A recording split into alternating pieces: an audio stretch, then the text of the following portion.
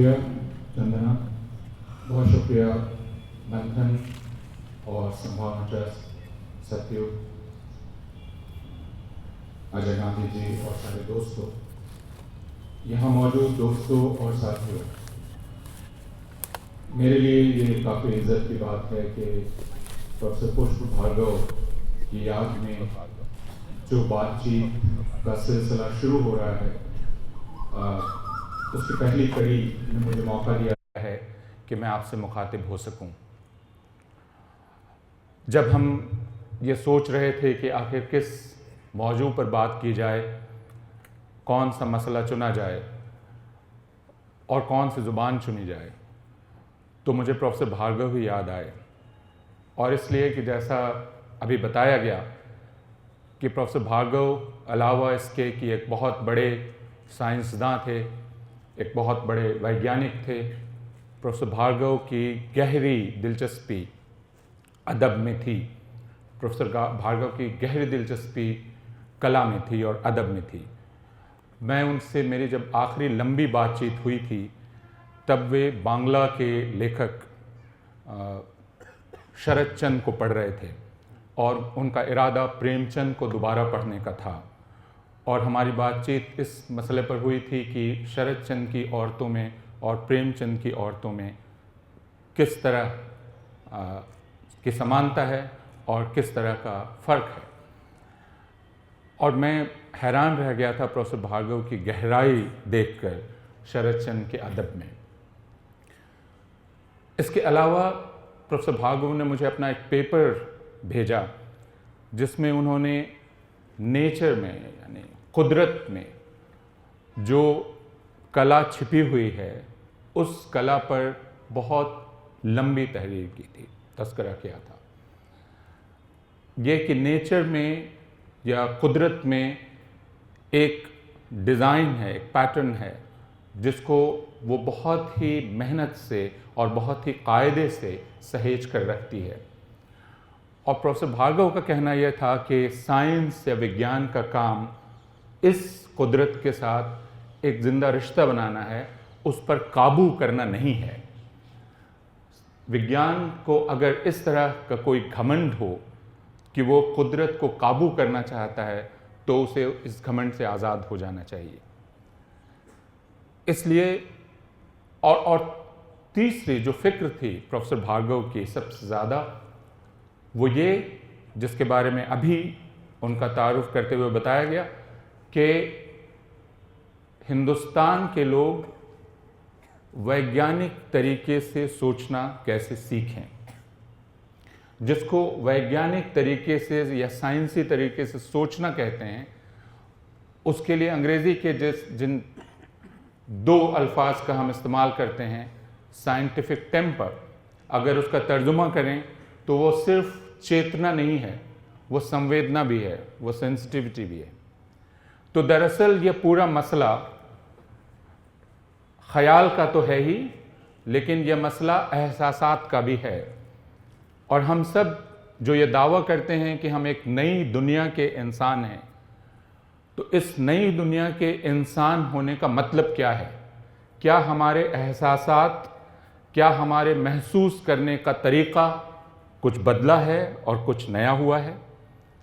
क्या हम उसी तरीके से सोच रहे हैं और महसूस कर रहे हैं और रिश्ते बना रहे हैं जैसे आज से 2 सदी पहले बनाए जाते थे, या उनमें हम कुछ जोड़ पाए हैं, हम कोई नया तरीका रिश्ता बनाने का सोच पाए हैं? ये एक बड़ी फिक्र थी और इसलिए तालीम या शिक्षा प्रोफेसर भार्गव की चिंता का एक मुख्य विषय था। इसलिए जब आज का मौजू हम सोच रहे थे तो मैंने सत्यु को कहा कि मैं चाहता हूं कि हम लोग इस पर सोचें कि क्या तालीम या शिक्षा कुछ ऐसा कर सकती है, क्या उसमें यह लियाकत है, कुव्वत है कि वह इस दुनिया में दूसरा ऑशविट्स न होने दे। और फिर उसको कुछ बदला गया और एडुकेशन की जगह हमने जिस लफ्ज़ का इस्तेमाल किया वो एनलाइटनमेंट है। लेकिन आप में जिन लोगों ने दावतनामा पढ़ा होगा वो एनलाइटनमेंट और एडुकेशन को एक ही समझकर आगे की बातचीत में शामिल रहेंगे, क्योंकि एडुकेशन या तालीम या शिक्षा का मकसद है दिमागों को रोशन करना, हमें रोशन ख्याल बनाना। और रोशन ख्याल बनाने का मतलब यह है कि हम हर तरह के ख्याल को सुनने और उससे रिश्ता बनाने की ताकत अपने अंदर ला सकें, और साथ ही हमारे अंदर यह भी ताकत हो कि उस वक्त का, जिस वक्त हम हैं, उस वक्त का जो सबसे ताकतवर ख्याल है उसके बरक्स भी हम अपनी अकेली आवाज में अपना ख्याल जाहिर कर सकें। यह तालीम का काम है, और इसलिए एनलाइटनमेंट और एडुकेशन को हम एक ही मानकर अभी बातचीत कर रहे हैं। और मेरा कोई इरादा एनलाइटनमेंट को, जो यूरोपीय एनलाइटनमेंट समझा जाता है, उसका तस्करा करने का मेरा कोई इरादा नहीं है। मैं इसे तालीम के मायने में ले रहा हूँ। तो जो सवाल है वह सवाल यह है कि क्या तालीम ऑशविट्स को होने से रोक सकती है? और यह सवाल दरअसल मेरा नहीं है। यह सवाल पिछली सदी में 7वें दशक में, अगर ठीक ठीक साल याद करें तो यह 1966 का साल होगा, इसमें जर्मनी के एक बहुत बड़े फिलॉसफर, फलसफी थियोडोर एडोर्नो ने अपनी एक तकरीर में यह सवाल उठाया। आप में से ज़्यादातर लोग थियोडोर एडोर्नो को जानते होंगे, यूरोप के एक बहुत बड़े चिंतक, जर्मनी के, जिन्हें हिटलर के आने के बाद जर्मनी छोड़ने को मजबूर होना पड़ा और जिन्होंने एक लंबा वक्फा गुजारा अमेरिका में, और जिन्होंने फ्रैंकफर्ट स्कूल को बनाने और उसको बढ़ाने में अपना योगदान किया। 1966 के अपने इस तकरीर में थियोडोर एडोर्नो ने कहा कि यह सवाल 1945 के बाद से मेरे जहन में घूम रहा है कि तालीम का काम या तालीम की जिम्मेदारी, शिक्षा का दायित्व, सबसे पहला दायित्व यह है कि इस दुनिया में दोबारा ऑशविट्स ना हो। शिक्षा, एडुकेशन। दूसरा ऑशविट्स ना हो के पहले ऑशविट्स का थोड़ा जिक्र। ऑशविट्स के बारे में हम सब लोग जानते हैं। ऑशविट्स एक बहुत बड़े कंसंट्रेशन कैंप का नाम है, जिसमें हजारों हजार यहूदी गैस चैम्बर में और दूसरे तरीके से कत्ल कर दिए गए। और 1945 के बाद, यानी हिटलर के मारे जाने के बाद, यूरोप के सामने जो एक सवाल उठा वह यह कि वह यूरोप जो अपने आप को एनलाइटनमेंट का वारिस कहता है, वह यूरोप जो कहता है कि दुनिया की जो सबसे आगे बढ़ी हुई तहजीब है, सभ्यता है, वो उसका अलंबरदार है, आखिर उस यूरोप में हिटलर कैसे पैदा हो सका और आखिर उस यूरोप में ऑशविट्स कैसे हो सका?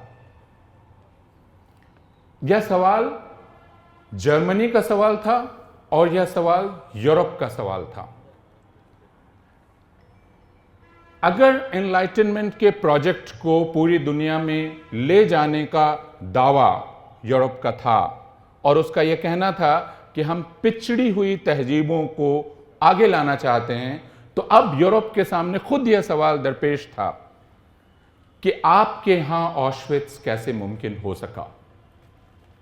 जर्मनी जो दुनिया की फिलॉसफी के अगले मोर्चे पर था, फिलॉसफी का मोर्चा अगर आप ले लें तो आप जर्मनी को छोड़कर उसकी बात नहीं कर सकते। आखिर जर्मनी में वह ख्याल कैसे पैदा हो सका जिसे हम नस्ल कुशी का ख्याल कहते हैं, जेनोसाइड का ख्याल कहते हैं। ये अहम सवाल थे और इसलिए थियोडोर एडोर्नो और उनके साथियों ने अपने बाद का जो पूरी उनकी बाद की जिंदगी थी वो इस पर सोचने में, विचार करने में और शोध करने में, रिसर्च करने में लगाई कि आखिर वे हालात कैसे पैदा होते हैं और वैसे इंसान कैसे पैदा होते हैं जो नस्ल कुशी में हिस्सा ले सकते हैं, और आखिर वह समाज कैसे पैदा होता है जो नस्ल कुशी होते हुए न सिर्फ देखता है बल्कि उसमें हिस्सेदारी भी करता है। तो यह सवाल 1945 के 20 साल बाद अपने एक सार्वजनिक व्याख्यान में थियोडोर एडोर्नो ने पेश किया। इससे आप अंदाज कर सकते हैं कि वह लगातार इस चीज पर विचार विमर्श कर रहे थे। इसलिए आज जो हम बातचीत कर रहे हैं उसमें हिंसा या तशद्दुद के बहुत सीमित मायने हैं, क्योंकि जैसे ही हम हिंसा बोलते हैं अमूमन हम उसे फैला देते हैं। हम कहने लगते हैं घरों में भी हिंसा होती है, हम कहने लगते हैं कि हम जो खाते पीते हैं उसमें भी हिंसा होती है, हम जीते हैं उसमें भी हिंसा होती है। और जब इस तरह हिंसा को या तशद्दुद को हम फैलाने लगते हैं तो वह फैलते फैलते अपना मानी खो देती है। और इसीलिए आज की जो बातचीत है उसमें हिंसा को एक बहुत ही सीमित, आप उसे सीमित कह सकते हैं, हालांकि उसका जो रिश्ता है वो लाखों करोड़ों लोगों से है, एक बहुत सीमित मायने में है, उसे मैंने महदूद किया है और उसे अंग्रेजी में हम चाहें तो जेनोसाइडल वायलेंस कह सकते हैं। यानी हम उस वायलेंस की बात कर रहे हैं, उस हिंसा की बात कर रहे हैं जो जेनोसाइडल वायलेंस है या जो नस्ल कुशी का ख्याल है। और जेनोसाइडल वायलेंस को हम 1 मिनट में समझने की कोशिश करेंगे। यह इस तरह की हिंसा है जो दरअसल उस आबादी को, जिस आबादी को वह एक ऐसी आबादी मानती है जो उसके, यानी जो ऐसा सोच रहा है, उसके खिलाफ खड़ी है और जो अपने आप, अपने वजूद को, अपने पूरे अस्तित्व को जब परिभाषित करती है तो इसके बिना परिभाषित नहीं कर सकती, डिफाइन नहीं कर सकती कि यह जो दूसरी आबादी है, यह दूसरी आबादी जब तक या तो पूरी तरह से खत्म ना हो, उसका पूरी तरह से सफाया ना हो जाए, तब तक मेरा वजूद पूरी तरह स्थापित नहीं होता है। तो मैं जब अपने वजूद का ऐलान करता हूं, अपने अस्तित्व की घोषणा करता हूं, तो उस घोषणा में यह बात छिपी हुई है कि मैं एक आबादी के अस्तित्व को पूरी तरह से समाप्त कर देना चाहता हूं। और यह चीज सक्रिय रूप भी ले सकती है, लेकिन यह चीज जरूरी नहीं कि जब सक्रिय न हो, यानी एक्टिव न हो, तो हो ही नहीं। वह ख्याल हमारे भीतर जिंदा रह सकता है। इसका मानी यह है कि नस्ल कुशी जब होती हुई न दिख रही हो, यानी जब हमारे समाज में ऑश्विट्स जैसे कैंप ना हो, बिरकनेउ जैसे कैंप ना हो, तब यह सोचना कि हमारा समाज या हमारा वक्त नस्ल कुशी के ख्याल से आजाद है, यह सोचना एक तरह की खुशफहमी होगी। और इस बात को थियोडोर एडोर्नो ने अपने उस वक्तव्य में कहा कि नस्ल कुशी का यह ख्याल हिटलर के जाने के साथ दुनिया से विदा नहीं हो गया है, यह ख्याल जिंदा है। और यह मानना भी कि नस्ल कुशी का यह ख्याल खास जर्मन ख्याल था और किसी दूसरी तहजीब में किसी दूसरी जुबान में, किसी दूसरे मुल्क में यह ख्याल पैदा नहीं हो सकता। यह भी एक तरह की खुशफहमी है। आखिर हम जिस नस्ल कुशी को जानते हैं, यानी यहूदियों के जनसंहार को या जेनोसाइड को, उसके बहुत पहले और आज से कोई 103 साल पहले 1915 में एक सदी मनी 20वीं शताब्दी की पहली बड़ी नस्लकुशी की। और उस नस्लकुशी को भी या उस जनसंहार को भी आप सब जानते हैं। वह आर्मेनियाई ईसाइयों का जनसंहार था जो तुर्की में हुआ और जिसमें सबसे बड़ा पलायन एक बड़ी आबादी को हुआ। वो आर्मेनियाई ईसाइयों की आबादी थी। और वह चीज इस तरह जिंदा है कि उस पर तुर्की में पूरी खामोशी है। यानी तुर्की का जो वजूद है वो इस बात पर टिका हुआ है कि आप इस आर्मेनियाई ईसाइयों की नस्ल कुशी का जिक्र भी अपनी जुबान पर न लाएं। और तुर्की में यह जुर्म है और इस जुर्म की सजा वहां लोगों को भोगनी पड़ी है। यानी उन्हें जेल दी गई है, उनको सजा हुई है। और ओरहान पामुक तक को इससे परेशानी हुई जब उन्होंने आर्मेनियाई ईसाइयों की नस्ल कुशी का जिक्र भर कर दिया। इसलिए किस तरह एक पूरा राष्ट्र, एक पूरा नेशन, एक पूरी आबादी अपने अस्तित्व को दूसरे अस्तित्व के पूरे विनाश पर और फिर उसका जिक्र भी ना आए, इसका इंतजाम करते हुए बरकरार रखती है, यह तुर्की के उदाहरण से जाना जा सकता है। और यह अच्छी बात थी कि तुर्की से उलट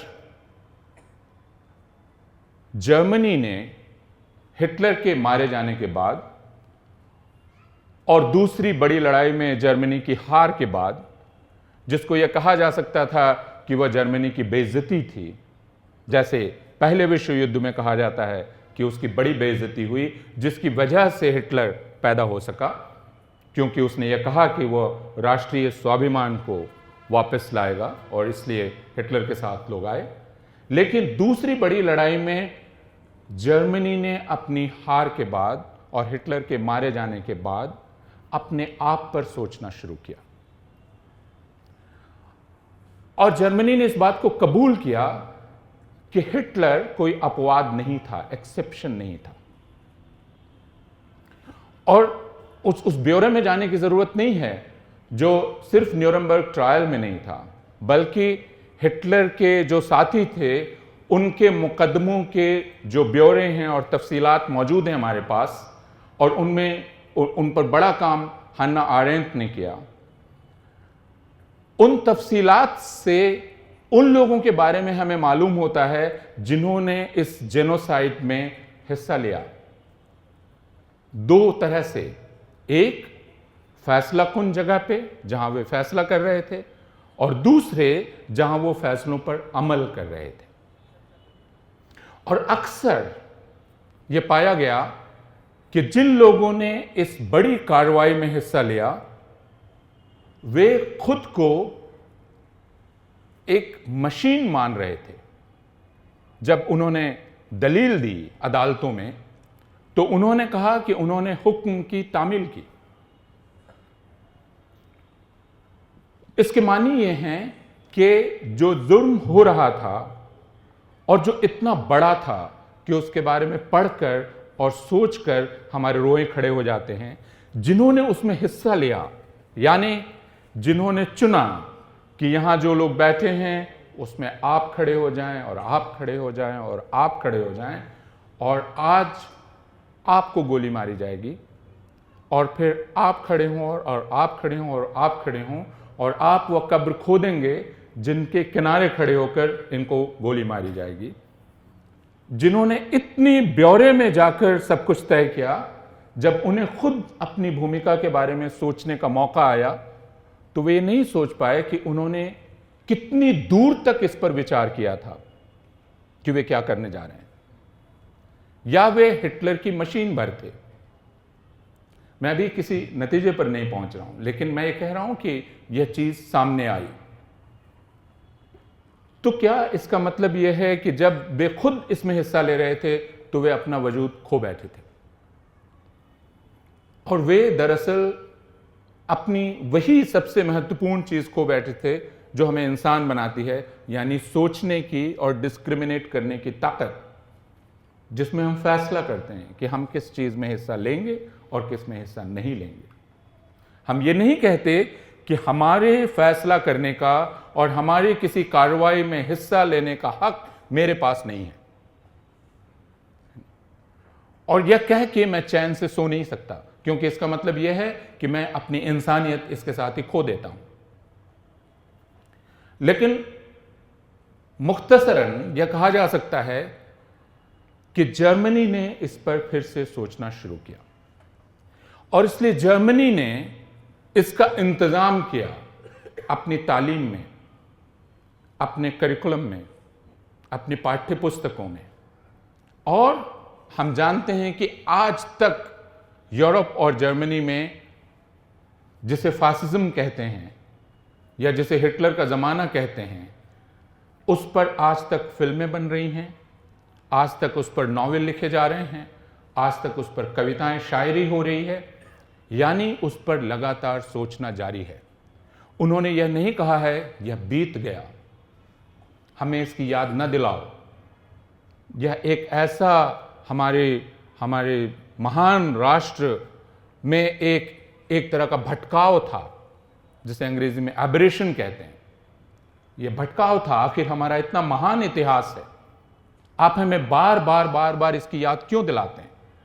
लेकिन हम सबको मालूम है कि उस नस्लकुशी के चलते, और यह नहीं कहा जा सकता कि यूरोप के बाकी मुल्क उसमें हिस्सेदार नहीं थे, क्योंकि हम ये याद रखें आज वे सारे मुल्क जो इजराइल के साथ खड़े हैं, और आज इजराइल ने खुद को कहा है कि वह दरअसल पहले यहूदियों का मुल्क है ना। लेकिन याद करें कि यूरोप ने सारे यहूदियों को जहाज पर बिठाकर अरब की तरफ रवाना कर दिया था। जब यहूदी मारे जा रहे थे, जब उनका सफाया हो रहा था, तो यूरोप के मुल्कों ने अपनी जगह उन्हें पनाह नहीं दी। उन्हें कहा हमने आपके लिए एक जगह चुन ली है, और इस तरह उन्होंने एक दूसरी बड़ी और लगातार चलने वाली नस्लकुशी को जन्म दिया, जो फिलिस्तीनियों की हो रही है,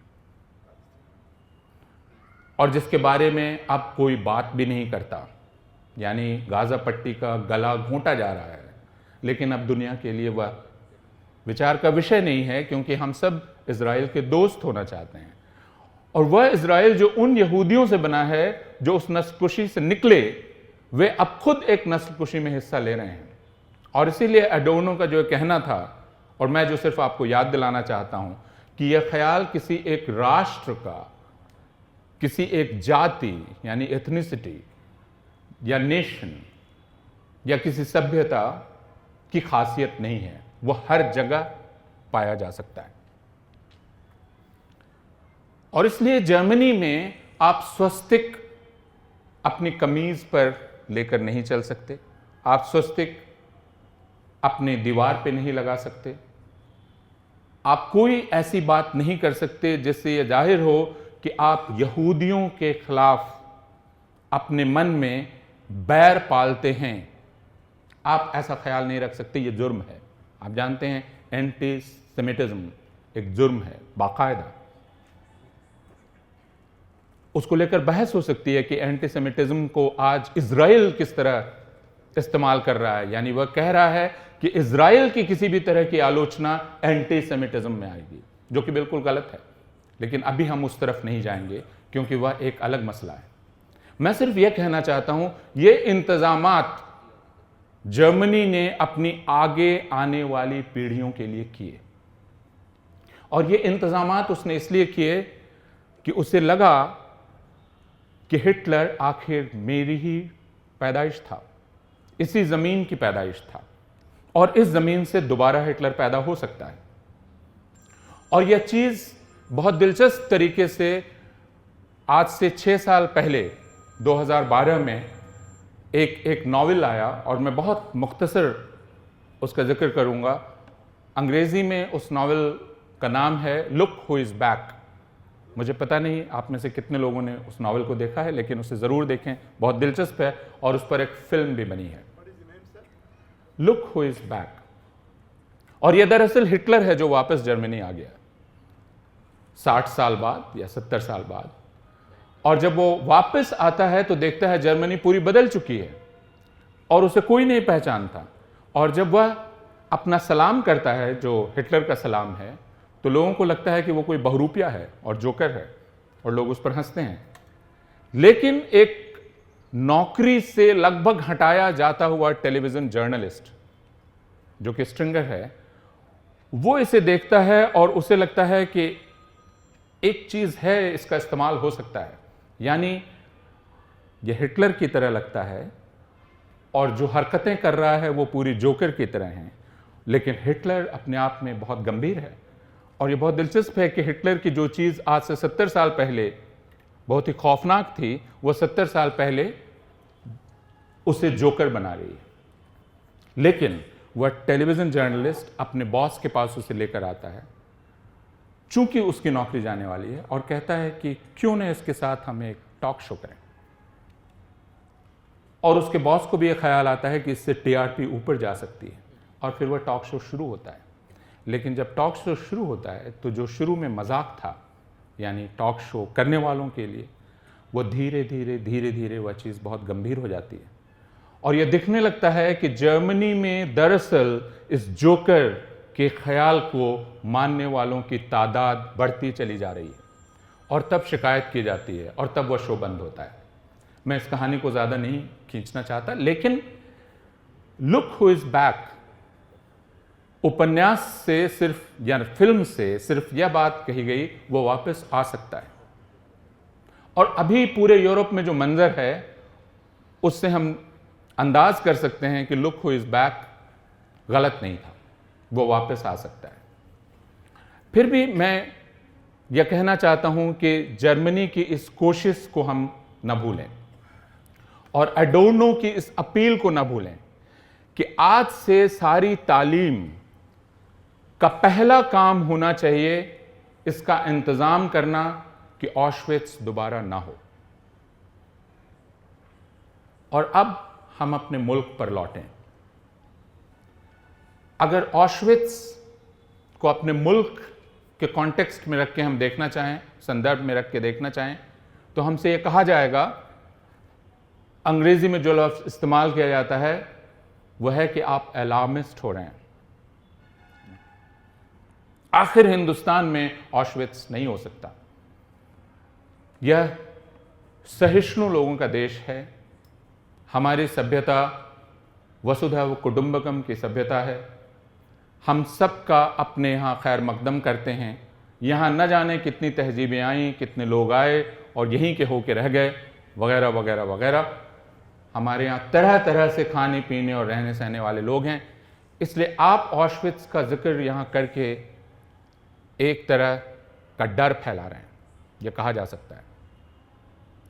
ऑशविट्स एक घटना थी जिसके लिए हम इवेंट शब्द इस्तेमाल कर सकते हैं, और चूंकि वो एक ऐसी घटना थी, उसने सबूत छोड़े।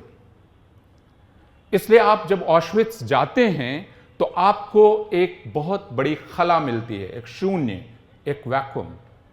और वो वैक्यूम आपको बतलाता है कि यह दरअसल वैक्यूम है ह्यूमैनिटी का वैक्यूम।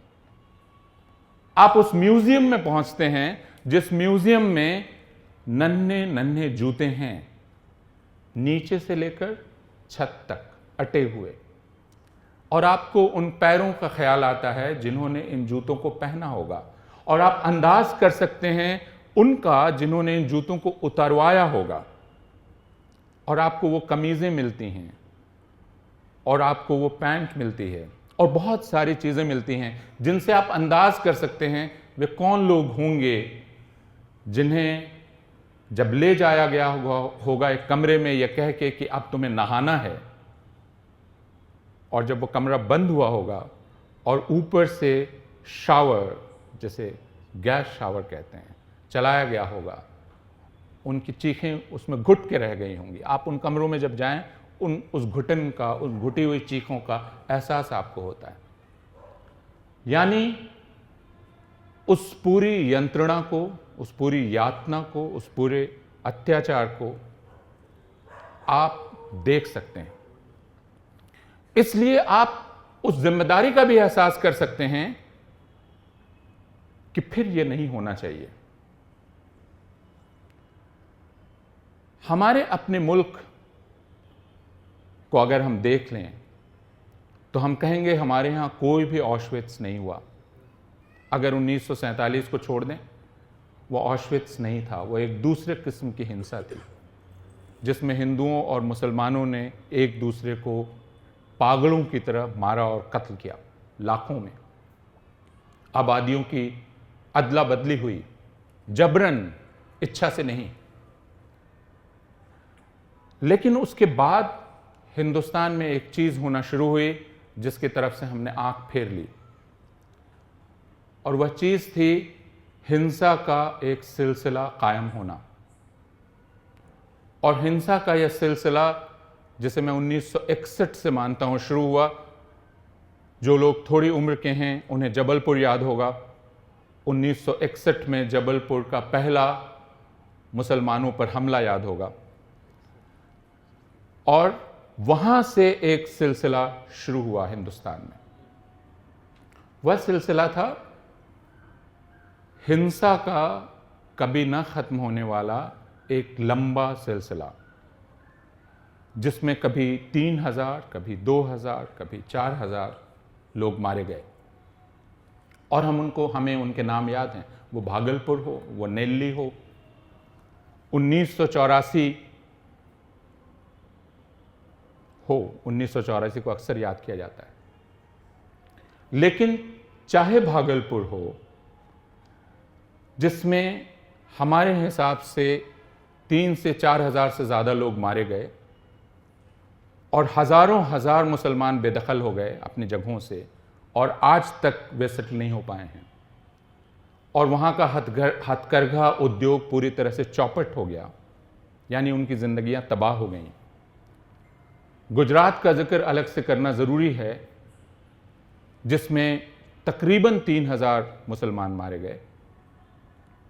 उसके बाद आप जो आखिरी बड़ा वाकया देखते हैं वो मुजफ्फरनगर का है, और जिसमें ध्यान रखें सिर्फ 70 लोग मारे गए, लेकिन जिसमें 60,000 लोग अपने घरों से बेदखल हुए, जिनमें तकरीबन 50,000 आज तक अपने गांव में नहीं लौट पाए हैं। ये जो घटनाएं हैं, इन घटनाओं में कभी भी यह नहीं कहा जा सकता कि मुसलमानों का सफाया किया जा रहा है। इन घटनाओं को यह कहा जा सकता है, इस तरह से देखा जा सकता है कि ये स्थानीय, लोकल घटनाएं हैं। इन घटनाओं के स्थानीय कारण भी खोजे जाते हैं। आर्थिक वजहों में जाया जाता है, ऐतिहासिक वजहों में जाया जाता है, और हम उसे रैशनलाइज करने की कोशिश करते हैं। और इस तरह हिंसा की ये जितनी भी घटनाएं हैं, उन घटनाओं को हम एक दूसरे से काट देते हैं टुकड़ों में, और उन्हें अलग अलग देखने और उनकी व्याख्या करने की जरूरत महसूस करते हैं। लेकिन हमारे दोस्त जयरुस बानाजी ने हमें कहा कि आप इन घटनाओं को गौर से देखिए, और आप देखिए कि ये सारी घटनाएं, उनमें 2000 लोग मारे जा रहे हों या उनमें 70 लोग मारे जा रहे हों, इन सारी घटनाओं का जो नेचर है, उनका जो स्वभाव है, वो दरअसल जेनोसाइडल है। यानी ये जो हिंसा हो रही है, अगर इसे किसी एक विशेषण से समझना हो तो हम ये कह सकते हैं कि यह जेनोसाइडल वायलेंस है। और क्यों यह जेनोसाइडल वायलेंस है? भले ही उसमें 2 लोग मारे जा रहे हों या भले ही उसमें 2000 लोग मारे जा रहे हों, उस हिंसा में शामिल लोगों के दिमाग में ख्याल यह है कि ऐसा करके वे दरअसल उस धार्मिक समुदाय पर हमला कर रहे हैं और उस धार्मिक समुदाय को सबक सिखा रहे हैं, और उनकी इच्छा यह है कि उस धार्मिक समुदाय का वो दरअसल सफाया कर रहे हैं जिस पर वे हमला कर रहे हैं। और हम जानते हैं इस मसले में वे मुसलमान हैं, मैं उनका जिक्र कर रहा हूं। यानी उसके पीछे यह ख्याल और यह तमन्ना, यह इच्छा छिपी हुई है कि दरअसल इनका सफाया हो। और यह ख्याल इस तरह की प्रत्येक हिंसा से बढ़ता चला जाता है। इसलिए जाइरुस बानाजी ने कहा कि हम इसे एक नाम दे सकते हैं, यह है सीरियलिटी ऑफ वायलेंस। तो हम जो देखते हैं वो दरअसल एक बड़ा गैस चैम्बर नहीं है, बल्कि हम एक सीरियल देखते हैं और उसके एपिसोड्स देखते हैं, जो एपिसोड्स इस तरह की हिंसा के हैं। और उसका फायदा यह है कि हमें उसकी आदत पड़ जाती है, और चूंकि वो एपिसोड्स हैं हम उनको एक दूसरे से अलग कर देते हैं। और हम कहते हैं भागलपुर की हिंसा का नेल्ली की हिंसा से कोई रिश्ता नहीं है, आखिर वह असम में हुई थी। और उसके बहुत सालों बाद जब फिर बोडोलैंड में वह हिंसा होती है मुसलमानों के खिलाफ, तो हम फिर कहते हैं नेल्ली की हिंसा का बोडोलैंड की हिंसा से कोई रिश्ता नहीं है। और गुजरात से तो है ही नहीं। और गुजरात और मुजफ्फरनगर में आप क्यों कोई संबंध खोज रहे हैं? कोई संबंध नहीं। कहां गुजरात पश्चिमी भारत और कहां उत्तर प्रदेश हिंदी भाषी प्रदेश। दोनों संस्कृतियां अलग हैं, लोग अलग हैं, वजहें अलग हैं। इसलिए हम इन्हें एपिसोडिक तरीके से देखने की कोशिश करते हैं, जबकि जाइरुस बानाजी का यह कहना है कि यह दरअसल सीरियलिटी के टर्म्स में इसको समझा जा सकता है। इसलिए यहां जो हिंसा है वो एक दूसरे तरीके से और भी चालाक है। वो यह कि उसने अपने आप को रडार के नीचे कर लिया है, और इस वजह से हम हिंसा को, यानी जब हम परिभाषाएं खोजने लगते हैं, मसलन आप में से ज्यादातर लोगों को याद होगा कि गुजरात के उसे मैं कत्लेआम कहता हूं, गुजरात के कत्लेआम के बाद इस बात पर बहुत बहस हुई कि इसे जेनोसाइड कहेंगे या नहीं कहेंगे। और जो इंटरनेशनल डेफिनेशंस हैं जेनोसाइड की, उनको लाकर इस पर बहस की गई कि इसमें इतनी तादाद का होना ज़रूरी है, इतने लोगों का होना ज़रूरी है, इस मेथड का होना ज़रूरी है, वगैरह वगैरह वगैरह। और इसलिए ये जेनोसाइड नहीं है, ये एक अच्छे खासे तबके का ख्याल था। लेकिन जाइरुस बानाजी का ये कहना है कि ये वायलेंस के ये सारे केसेस, हिंसा के ये सारे मामले दरअसल जेनोसाइडल है, क्योंकि उनके पीछे जो ख्याल काम कर रहा है वो ख्याल है एक पूरी आबादी के सफाए का ख्याल।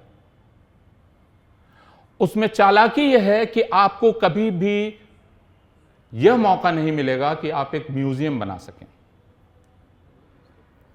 यानी आप जिसे गिल्ट कहते हैं या जिसे अपराध बोध कहते हैं, वह अपराध बोध आप समाज में कभी पैदा नहीं कर पाएंगे, क्योंकि उस अपराध बोध का कोई ठोस संदर्भ उसे कभी भी नहीं मिलेगा। और वो ठोस संदर्भ हम सब जानते हैं, हम इंसान हैं, हम किस तरह कल्पनाएं करते हैं। वह ठोस संदर्भ हमेशा इंसानी होना चाहिए। जूते, नन्हे जूते, उनसे हमें नन्हे पैरों का ख्याल आता है। एक फटी हुई किताब, उससे हमें उसे पढ़ने वाले बच्चे का ख्याल आता है। लेकिन हिंदुस्तान में हिंसा की जितनी भी घटनाएं हुई हैं, उनको आप म्यूजियमाइज नहीं कर सकते। इन घटनाओं को आप उन कहानियों का नॉवेल नहीं बना सकते। शायद वो कहानियां बिखरी बिखरी कहानियां होंगी। जेनोसाइड के बाद यूरोप में एक पूरी विधा ही विकसित हो गई, जो दरअसल उसके शिकार और उसके सर्वाइवर्स की कहानियों की है। लेकिन हिंदुस्तान में अगर हम खोजें 1961 से लेकर 2018 तक हमारे पास हिंसा की घटनाओं की सूची है, उनकी कहानियां कितनी हैं, कितने लोगों ने आगे बढ़कर खुद जो बच गए उन्होंने ये बताने की कोशिश की कि वो कैसे बचे और दरअसल उस हिंसा का उनकी जिंदगी पर क्या असर पड़ा। जो किया गया वह यह कि वे सब ज्यादातर उनमें से अपने खोल में सिमट गए। जिनके साथ भी यह हिंसा हुई, उन्होंने अपने आप को अपने भीतर समेट लिया। बजाय इसके कि इसकी कहानी कही जा सके। और इसकी कहानी क्यों नहीं कही जा सकी, इसकी वजह सोचते हुए हम यूरोप को ही देख लें। कहानी इसलिए कही जा सकी कि हिटलर मारा गया और वह जो दबाव था जो यहूदियों पर था, वह दबाव पूरी तरह से उठ गया और इसलिए वे अपनी बात कह सके, उनकी जुबान खुली और वो अब तक अपनी बात कह रहे हैं। और उनसे कोई ये नहीं कह रहा है कि तुम जर्मनी को शर्मिंदा कर रहे हो, तुम जर्मनी का अपमान कर रहे हो, तुम जर्मन हो, तुम जर्मन राष्ट्रवाद का अपमान कर रहे हो। उनको कोई नहीं कह रहा है, उन यहूदियों को जो वहां नहीं है, बाकी जर्मनों को कोई ये नहीं कह रहा है। लेकिन हिंदुस्तान में अगर आप खड़े होकर यह कहें कि मुझे डर लगता है क्योंकि मेरा नाम इमरान है, और इस डर लगने की वजह है क्योंकि अभी जैसे ही कल मैं यहां पहुंचा वैसे ही मेरे पास एक संदेश पहुंचा गुड़गांव से और 3 तस्वीरें पहुंची उस संदेश के साथ। यह एक नौजवान की तस्वीर थी। पहली तस्वीर जिसमें वो पूरी दाढ़ी वाला नौजवान है, गोरा चिट्टा शहजाद। दूसरी तस्वीर जिसमें उसके दाढ़ी नहीं है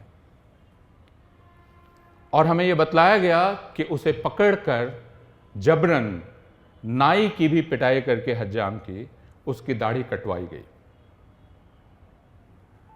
यह शहजाद आज जो पता चला वह यह कि यह शहजाद दरअसल अपनी पिटाई और अपनी इस बेइज्जती की रिपोर्ट भी पुलिस में नहीं कराना चाहता था और वह रिपोर्ट कराने के लिए उन लोगों को जिनको राष्ट्र विरोधी कहा जाता है, उन्हें शहजाद को तैयार करने की मशक्कत करनी पड़ी। पहले इसके कि वो पुलिस को तैयार करें कि वो FIR दर्ज करे। इसलिए हिंदुस्तान में हम जो सिलसिला देखते हैं वह सिलसिला हिंसाओं का सिलसिला है, जिनको एक दूसरे से काट कर देखा जाता है और उन हिंसाओं की पूरी कहानियां हमारे पास नहीं है। और दूसरी दिलचस्प चीज यह है कि 70 साल गुजर जाने के बाद और एक के बाद एक इस हिंसा के ना तमाम होने की बात हमारे सामने उजागर हो जाने के बाद कि यह हिंसा कभी भी खत्म नहीं होगी। मैं कोई निराशा नहीं पैदा करना चाहता, लेकिन मैं एक हकीकत बयान कर रहा हूं कि यह एक न खत्म होने वाली या ना तमाम हिंसा का सिलसिला है। फिर भी हमारी यूनिवर्सिटीज, हमारे जो रिसर्च इंस्टीट्यूशंस हैं, उन्होंने अपना फर्ज नहीं समझा कि वे यह समझने की कोशिश करें कि हमारा समाज दरअसल किस किस्म का समाज है जिसके हर गोशे में यह हिंसा पल रही है। क्यों यह हिंसा हमें कबूल है और क्यों हर हिंसा के बाद हम उसका एक कारण खोजकर पेश करते हैं और क्यों हम यह कहते हैं कि आप समझने की कोशिश करें कि जिसने हमला किया वो हमला करने पर क्यों मजबूर हुआ। यह बात महमूद दरवेश अपनी एक कविता में कहते हैं कि जब हमला हो और कोई कत्ल हो तो मुझसे यह ना कहो कि जिसने हमला किया उसके मनोविज्ञान को समझने की जरूरत है। क्यों वो इतना उत्तेजित हो गया कि उसने हमला किया। और हिंदुस्तान में यह आरोप अक्सर उन पर लगाया जाता है जो मारे गए और जो उन हमलों के शिकार हैं कि उनका एक जुर्म यह है कि उन्होंने वह जुर्म किया और वे जुर्म कई हैं।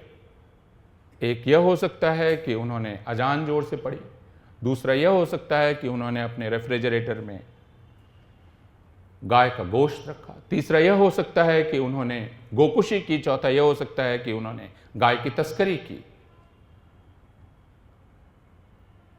पहला जुर्म यह है। और दूसरा जुर्म यह है कि चूंकि उन्होंने इतना बड़ा जुर्म किया, इससे वे लोग जो स्वभावतः सहिष्णु हैं, हम जैसे लोग मजबूर हो गए कि हम हिंसा करें। यानी तुमने मुझे हिंसक बनने पर मजबूर किया, यह दूसरा जुर्म हुआ। तो आप दो तरह से मुजरिम हैं, पहला वो, और दूसरा मुझे हिंसक बनाने का आरोप आप पर है। और इस बात को सबसे ज्यादा औरतें जानती हैं, जिन पर जब पति हाथ उठाता है तो वो कहता है कि तुम इतनी न्यूरोटिक हो और तुमने मुझे पागल कर दिया, इस वजह से मैंने हाथ उठाया। और इसलिए हाथ उठाना जुर्म नहीं होता है, बल्कि उस जैसे भले आदमी को हाथ उठाने के लिए मजबूर कर देने वाली औरत मुजरिम ठहराई जाती है।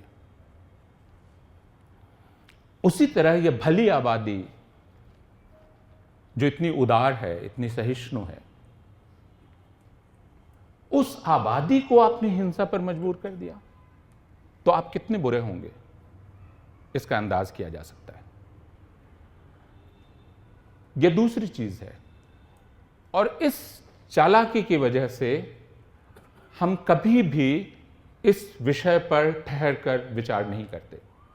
और इसे मैं यहां कहना चाहता हूं, यह दरअसल शिक्षा का मसला है।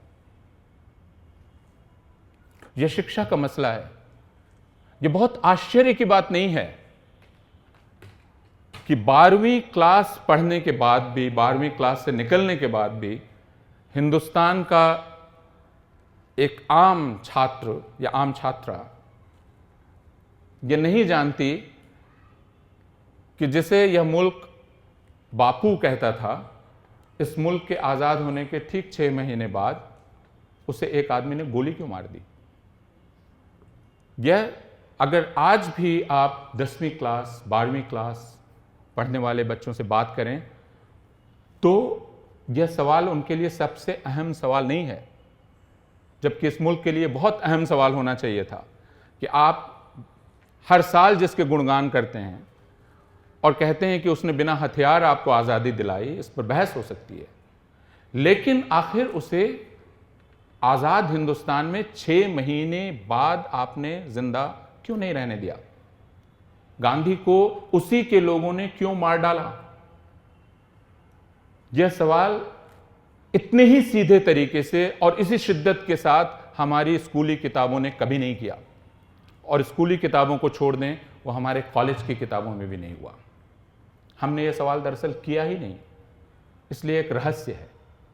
और हमें यह कहा जाता है कि गांधी महान थे, लेकिन जिसने उसे मारा उसको भी समझने की कोशिश करनी चाहिए कि आखिर उस बेचारे ने उनको मारने जैसा काम क्यों किया। और यह बात और किसी ने नहीं, जब मैं दिल्ली के एक राष्ट्रीय नाट्य विद्यालय में एक छोटी सी ऐसी ही खुली सभा में बातचीत कर रहा था, तो बातचीत खत्म होने के बाद मेरे पास राष्ट्रीय नाट्य विद्यालय का एक कर्मचारी पहुंचा और उसने आकर मुझसे कहा कि आप ही सोचिए, नाथूराम गोडसे जी पढ़े लिखे व्यक्ति थे, आखिर उन्होंने क्यों गांधी जी को मारा होगा, कोई वजह रही होगी। तो यह जो एक आदत हमारी है समझने की, आखिर समझिए कि वो क्यों हत्या करने को मजबूर हुए, वो हमें दरअसल हत्यारे के साथ सहानुभूति के रिश्ते में बांध देती है। हम उससे सिंपैथाइज करते हैं और जो मारा गया हम उसके और खिलाफ हो जाते हैं कि उसने इसे हत्यारा बना दिया। जो बात मोहनदास करमचंद गांधी के साथ है, वह बात हिंदुस्तान के मुसलमानों के भी साथ है। और इस वजह से एक के बाद एक इस तरह की हिंसा की घटनाएं होने के बाद भी, वो चाहे मुंबई की हो, वो चाहे जमशेदपुर की हो, वो चाहे भिवंडी की हो, वो चाहे मुजफ्फरनगर की हो, वो चाहे गुजरात की हो, इन हिंसा की घटनाओं के बाद हमने ये नहीं पूछा जो एक सवाल किया जा सकता है और जो तकलीफ दे हो सकता है, वो ये, आप छोड़ दीजिए इनको, आप 1984 को ही याद कीजिए। और मैं एक बहुत सीधा सा सवाल करता हूं, सिर्फ दिल्ली में 1984 में 3000 से ज्यादा सिख मारे गए थे। और यह सवाल एक दिन अचानक मेरे मन में आया कि एक आदमी को अगर मैं गोली नहीं मार रहा हूं और मैं उसकी जान लेना चाहूं, तो उसमें मुझे बहुत मेहनत करनी पड़ेगी। एक आदमी का मारा जाना इतना आसान नहीं है।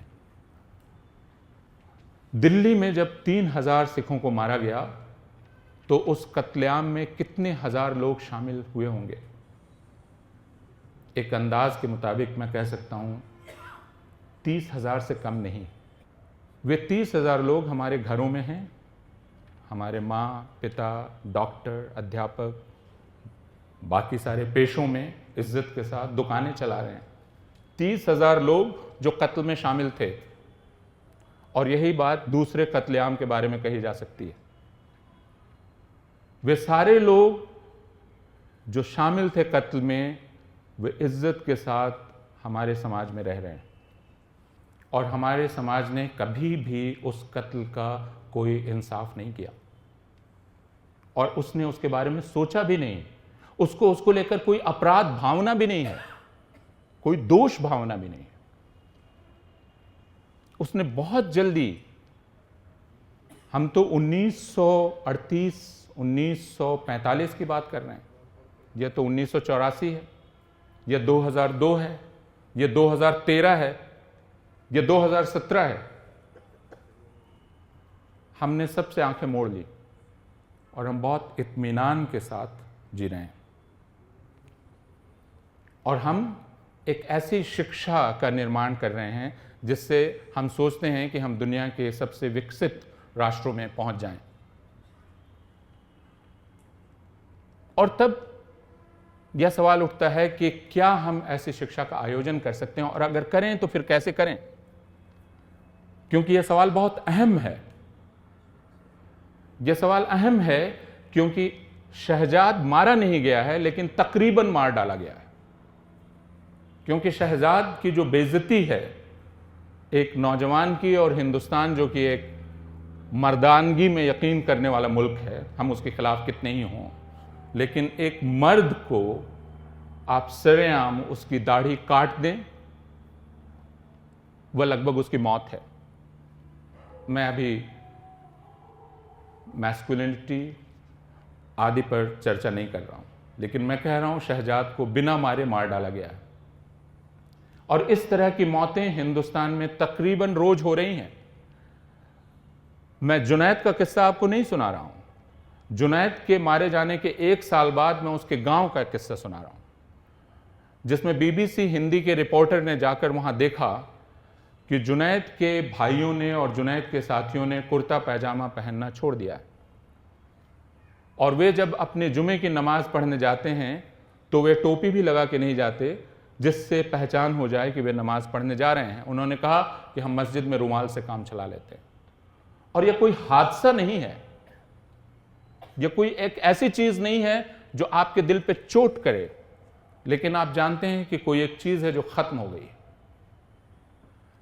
आप ये समझ सकते हैं कोई एक चीज है जो खत्म हो गई है जब आपको यह पता चलता है कि वह दोस्त जो आज से 4 साल पहले तक बकरीद से लौटते हुए मधुबनी से, दरभंगा से, कहीं और से, लखनऊ से आपके लिए बिरयानी लाता था और गोश्त लाता था, आज उसकी अम्मी उसकी टिफिन में उसके साथ गोश्त का एक टुकड़ा भी, एक बोटी भी नहीं जाने देती।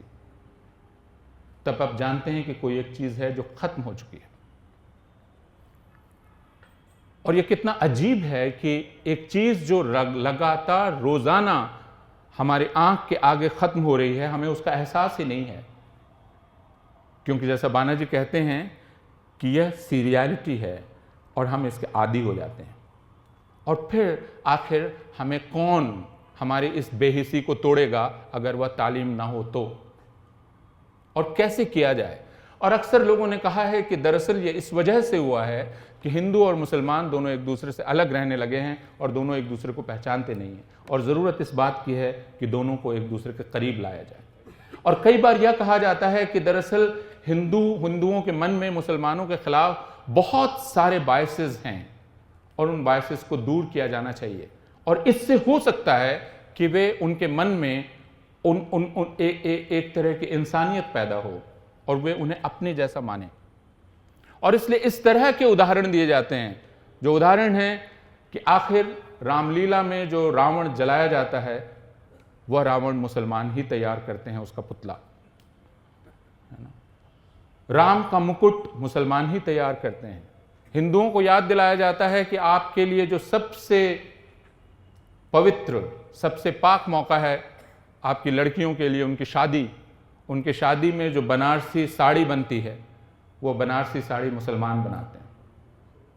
उनको बार बार याद दिलाया जाता है कि इस तरह आपकी जिंदगी में मुसलमान शरीक हैं, और इस तरह आपसे अपील की जाती है कि चूंकि वो आपकी जिंदगी में शरीक हैं, आप उन्हें न मारें। लेकिन हमने यह देखा है कि बावजूद इसके याद दिलाए जाने के, और इसके याद दिलाए जाने की जरूरत नहीं है क्योंकि हमें यह पता है, हम सबको यह पता है, बावजूद इसके कि हम दोनों एक दूसरे के पड़ोसियों की तरह रहे हैं, हर हिंसा की घटना में हमने देखा है कि पड़ोसी ने ही पड़ोसी को मारा है, और उसके बाद एक झूठ उसने गढ़ा है कि हमने नहीं, बाहर के लोगों ने मारा है, और उस झूठ पर वो यकीन भी करने लगा है। वह जिसने मारा है और जिसने झूठ गढ़ा है, वो खुद इस झूठ पर यकीन करता है कि वह इसमें शामिल नहीं था, और फिर राज्य की एजेंसियां उस झूठ में उसका साथ देने लगती हैं। और हम अपनी पूरी शिक्षा में एक खुशफहमी पाल के रखना चाहते हैं कि दरअसल हम पड़ोसी थे, और पड़ोसी कभी एक दूसरे का नुकसान नहीं करते, कत्ल की बात तो और है। और इसलिए हम इस पड़ोसियत का हवाला देते हैं और इसके उदाहरण लाते हैं। और इसलिए आपने अभी पढ़ा होगा, आज के अखबार में मैंने पढ़ा कि सावन का महीना है। आप हैदराबाद में, हैदराबाद के लोगों को शायद इसका बहुत अंदाज ना हो, हम बिहार, उत्तर प्रदेश और दिल्ली के लोगों को पता है कि जैसे ही यह महीना आता है, जो शिव के भक्त होते हैं वे गंगा से गंगा जल लेकर और शिव को चढ़ाने निकल पड़ते हैं पैदल। तो यह खबर आई कि उत्तर प्रदेश के एक इलाके के रेस्टोरेंट्स ने, जो दरअसल गोश्त बेचा करते थे, नॉन वेजिटेरियन फूड, उन्होंने हार्मनी के लिए पूरे महीने गोश्त बेचना बंद कर दिया। यह खबर भी कुछ दिन पहले आई कि मुसलमानों ने यह फैसला किया है कि वो शिव जी को जल चढ़ाने जाएंगे। कुछ दिन बाद राखी का त्यौहार आएगा, अगस्त आ चुका है, और आप अखबारों में फ्रंट पेज पर कुछ तस्वीरें देखेंगे जिसमें देखेंगे कि किस तरह बुर्का पहने हुए एक औरत अपने बच्चे को लिए जा रही है जिसके हाथ में राखी है। और कृष्ण जन्माष्टमी भी आएगा, और उस समय भी आप देखेंगे कि किस तरह अखबार ऐसी तस्वीरें छापने में खासी दिलचस्पी रखते हैं जिसमें वो दिखलाते हैं कि एक बुर्काधारी औरत या एक टोपी पहने हुए मर्द एक बच्चे को लिया जा रहा है जो कृष्ण का भेष लिए हुए है, और वो मुसलमान। इस तरह यह कहा जाता है कि वे आपकी ज़िंदगी में शिरकत कर रहे हैं, आपकी ज़िंदगी में शामिल हैं। लेकिन यह बात भी बहुत दिलचस्प है कि अडोर्नो ने ही कही थी। उन्होंने कहा कि कभी भी यह तरकीब काम नहीं करती है, यानी आप जिस आबादी पर हमला करने की मेरी नियत है, उस आबादी की सारी अच्छाइयों को मेरे सामने लाके पेश कर देंगे तो भी मैं हमला करूंगा। इसलिए तरकीब काम नहीं करती। और फिर सवाल है कि तब कौन सी तरकीब काम करेगी? और हम जब अपनी शिक्षा की योजना बना रहे हों, जब हम अपना करिकुलम बना रहे हों, जब हम अपने टेक्स्ट बुक्स बना रहे हों, जब हम अपने स्कूलों के बारे में सोच रहे हों कि वो स्कूल किस तरह के दिखने चाहिए, तब हम आखिर क्या करें कि इस हिंसा की बात लोगों को लगातार याद रहे, वो हमेशा सजग रहें कि यह हिंसा हो सकती है, और यह उनका फर्ज है कि वे अपने बच्चों को सबसे पहले इस हिंसा से सावधान करें, क्योंकि इस हिंसा के जरासीम या इसके कीटाणु, जिसको सबसे स्वस्थ वातावरण कहते हैं, उस स्वस्थ वातावरण में भी हमारे शरीर के भीतर जा सकते हैं और पल सकते हैं। और इस बात को एक दूसरे उदाहरण से हम देख सकते हैं, जो असम का उदाहरण है, जिसमें अभी तुरंत नेशनल रजिस्टर फॉर सिटीजनशिप तैयार हुआ है, और जिसमें 40 लाख से ज्यादा लोग अब एक अधर में लटक गए हैं, और उन्हें अब यह साबित करना है कि वो यहीं के हैं। और असम के लोग कह रहे हैं कि हमारे पूरे वजूद पर खतरा आ गया, क्योंकि बाहर के लोगों ने हमें आकर ढक लिया और इसलिए बाहर के लोगों को बाहर करना है। लेकिन असम में जैसे ही यह बात हुई, उसके अगले दिन आपने ये खबर पढ़ी कि मेघालय में हमला शुरू हो गया लोगों पर, यह कह के कि मेघालय में बाहर के लोग आ रहे हैं। और उसके बाद आपको पता चला कि नागालैंड में हमला शुरू हो गया।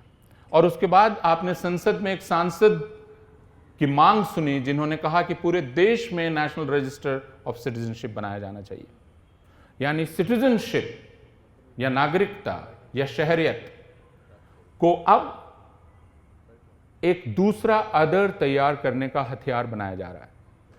तो फिर हम सब लोग जो ये मानते थे कि तालीम का काम दरअसल एक अच्छा शहरी तैयार करना है, क्या हमें दोबारा इस पर नहीं सोचना पड़ेगा कि शहरियत हमारा आखिरी मुकाम नहीं हो सकती? और जब हम यूरोप को यह कहते हैं कि तुम्हारे यहाँ जो दरवाज़ा खटखटा रहे हैं उनके लिए अपना दरवाज़ा खोलो, और जब हम कनाडा की पीठ थपथपाते हैं कि देखो यह कैसा मुल्क है जो बाहें खोलकर खड़ा है, और जब हम जर्मनी की तारीफ करते हैं, वह जर्मनी जिसमें हिटलर हुआ, जिसने बावजूद दहशतगर्द हमलों के यूरोप में जो हो रहे थे, बावजूद इसके उसने अपने दरवाजे जरा से खोले, ब्रिटेन के उलट। तो फिर जब यह बहस दुनिया के दूसरे हिस्सों में इस तरह चल रही है, तो हिंदुस्तान में हम एक दूसरी दिशा में बढ़ रहे हैं, जिसमें हम पूरे हिंदुस्तान में अब गैर भारतीय या अभारतीय पैदा करने की होड़ में लगे हुए हैं। हम खोजना चाहते हैं यहां कौन है जो अभारतीय है, हम खोजना चाहते हैं। और असम में कॉन्सेंट्रेशन कैंप तो नहीं, डिटेंशन कैंप्स बनाए गए हैं। हम यहां तक तो पहुंचे गए हैं कि हम डिटेंशन कैंप्स बना दें और हम ये सोच सकें कि आबादियों को उन डिटेंशन कैंप्स में रखा जा सकता है, और हिंदुस्तान की बाकी आबादियों को उसको लेकर कोई फिक्र हो, इसका कोई सबूत तो मिलता नहीं। और जब वो फिक्र वो जाहिर करें तो उन्हें राष्ट्र विरोधी घोषित किया जाए। इसलिए आज जब प्रोफेसर पुष्प भार्गव के गुजर जाने के ठीक 1 साल बाद हम उन्हें याद कर रहे हैं, और हम ये कहते हैं कि पुष्प भार्गव साइंसी मिजाज पैदा करने की कोशिश पूरी ज़िंदगी करते रहे, जिसको मैंने कहा कि दरअसल वो नए किस्म के एहसासात पैदा करने की कोशिश कर रहे थे, नई सेंसिबिलिटी पैदा करने की कोशिश कर रहे थे, जिसे हम आम जुबान में ह्यूमन सेंसिबिलिटी कहते हैं। लेकिन हमें पता है कि यह कितनी मुश्किल है, लगभग नामुमकिन है इस ह्यूमन सेंसिबिलिटी को पैदा करना। ये हमारी तमन्ना है, ये हमारा एम्बिशन है, लेकिन ये एक तरह की ऐसी होड़ है, एक तरह की ऐसा सफर है जो कभी खत्म नहीं होने वाला है। लेकिन ठीक उसी वजह से हम इस सफर से अपने कदम पीछे नहीं खींच सकते। चूंकि यह इतना मुश्किल है, इस वजह से हमें दूनी जोर से इस सफर में लगना पड़ेगा। मुझे चीन के एक लेखक की याद आती है जिनका नाम है लू शुन। लू शुन की एक कहानी है, एक पागल की डायरी, ए मैड मैन्स डायरी। इस कहानी में वह जो पागल है, जिसे लोग पागल मानते हैं, उस पागल को हर दूसरे शख्स से यह खदशा हो गया है कि वह दरअसल इंसान का गोश्त खाने लगा है, और वो पूरी तरह से पागल हो जाता है। वो जब अपने दोस्तों को देखता है, अपने रिश्तेदारों को देखता है, तो उसे लगता है कि ये अभी अभी इंसान का गोश्त खा कर आए। और अब उस कहानी के अंत में वह पागल लगभग चीखते हुए कहता है कि हम सबको इंसानों का गोश्त खाने की आदत पड़ गई है, लेकिन अभी हमारे बच्चे इससे बचे हुए हैं, और हम सब का फर्ज है कि हम अपने बच्चों को आदमी का गोश्त खाने की आदत से बचा लें। और यह बात मैं जब खाने की टेबल पर, जब विभाग की बैठक में, जब कहीं और उन लोगों से मिलता हूं जो ये कहते हैं कि जो हुआ वो ठीक ही हुआ, सबक सिखा देना ठीक था, तो मुझे लूशुन की याद आती है कि वे लोग हैं जिनको इंसान का गोश्त खाने की आदत पड़ गई। और आप याद करें कि कितनी बार आप अपने रिश्तेदारों के साथ, कितनी बार आप अपने दोस्तों के साथ चाय पीने को मजबूर हुए हैं जब वे 2002 को ठीक ठहरा रहे हों, जब वे 1992 की बाबरी मस्जिद के ढाए जाने को ठीक ठहरा रहे हों, और तब क्या आपको उस वक्त उबकाई नहीं आती है का चाय पीते हुए उनके साथ कि हम किन के साथ चाय पी रहे हैं? ये जो नस्ल कुशी को ठीक ठहरा रहे हैं वे नस्ल कुशी में शामिल भी हो सकते हैं। तो सिर्फ यह कहना कि उनके हाथों में खून नहीं लगा हुआ है काफ़ी नहीं है, क्योंकि वे उस कत्ल के हिस्सेदार हैं।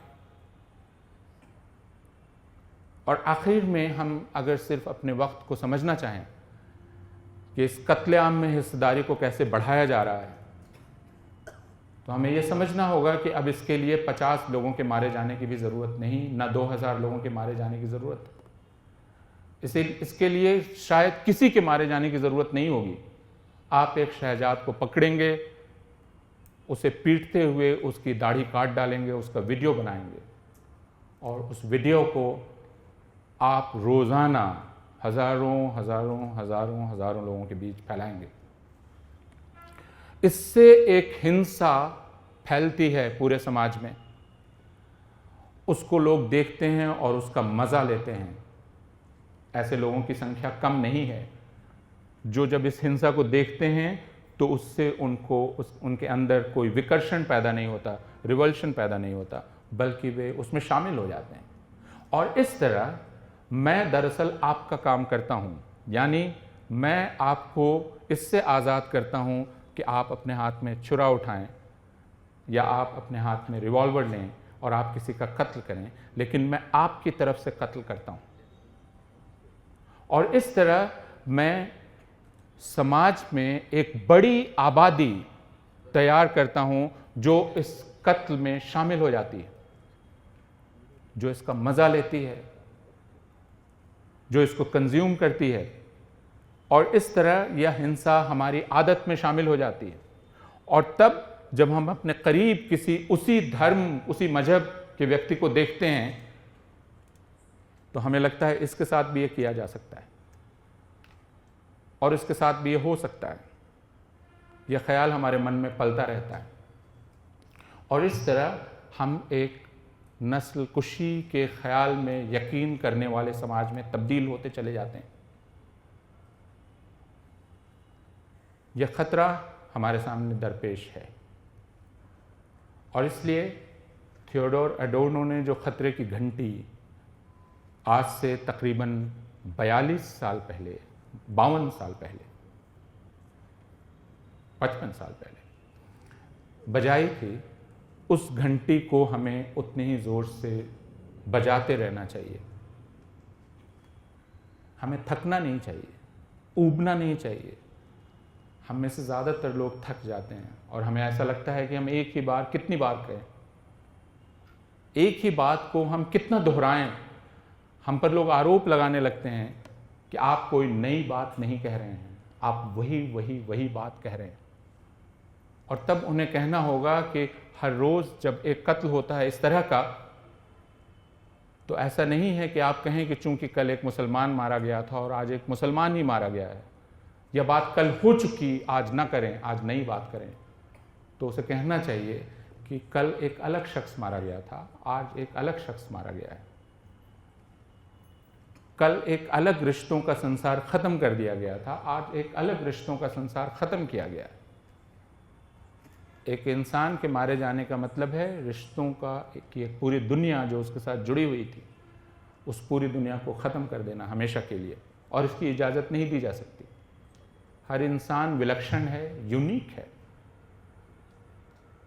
और आप उसे मुसलमान कहकर मार नहीं सकते, आप उसे ईसाई कहकर मार नहीं सकते, इसकी इजाज़त नहीं दी जा सकती। यह अर्जेंसी जब तक हमारे सारे कामों के अंदर ना आए और हमें यह ना लगे कि हिंदुस्तान जिस ख्याल पर टिका हुआ था वह ख्याल अब इतना ज़्यादा चूर चूर कर दिया गया है कि कुछ दिन बाद हमारे पास टुकड़े भी नहीं रहेंगे कि हम उसे वापस जोड़कर और बुनियाद पुख्ता कर सकें।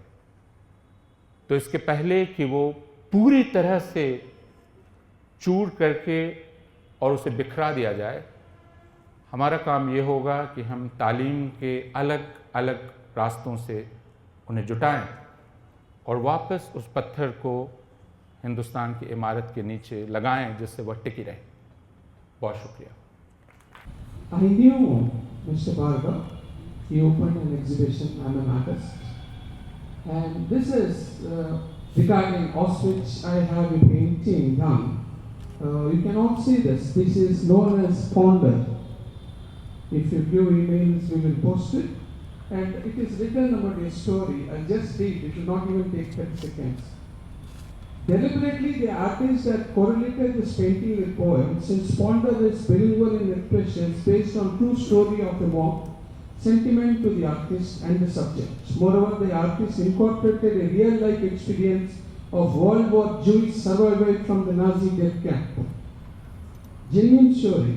Interviewing a death camp survivor, a reporter flashed a photograph and asked, "Is this the place you were imprisoned and tortured in Auschwitz?"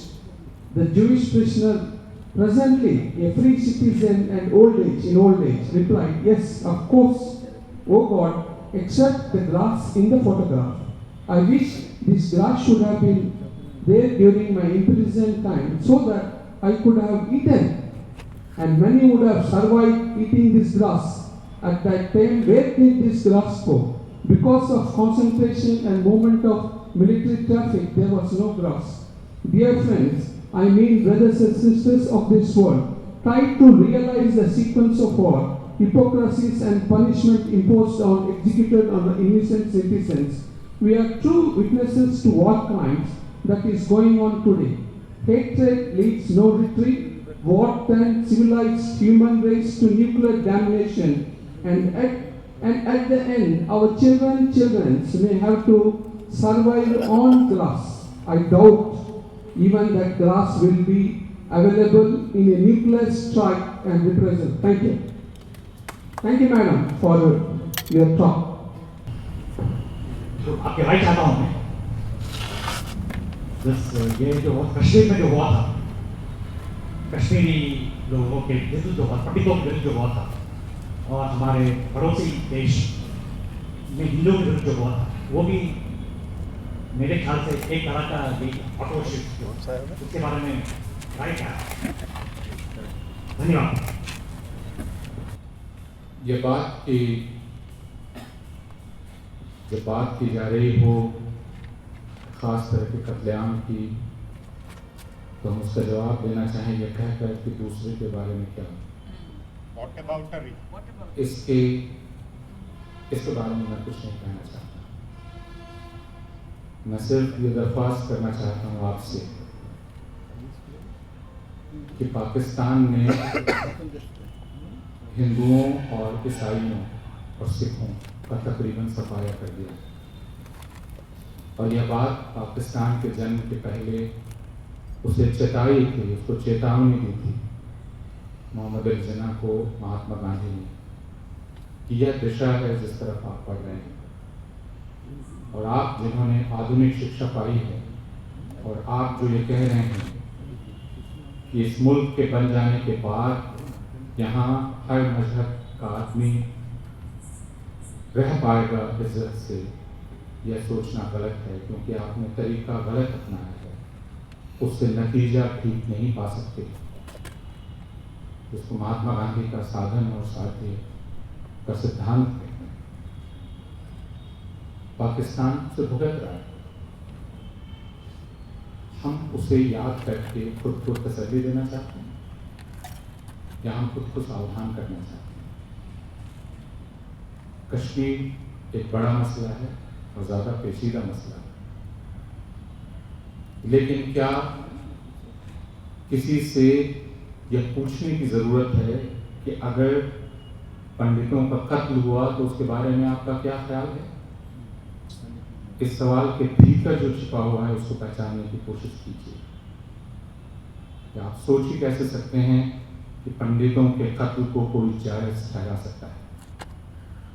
लेकिन यह सवाल उस मुकाम पे किया जाना, मुकाम पे हम अपने भीतर के शैतान को पहचानने की कोशिश कर रहे हैं, फिर रैशनलाइजेशन और जस्टिफिकेशन की उस बड़ी प्रक्रिया का हिस्सा है जिसके हम सब शिकार हैं। तो मैं आपसे दरख्वास्त करूँगा जी। Yeah.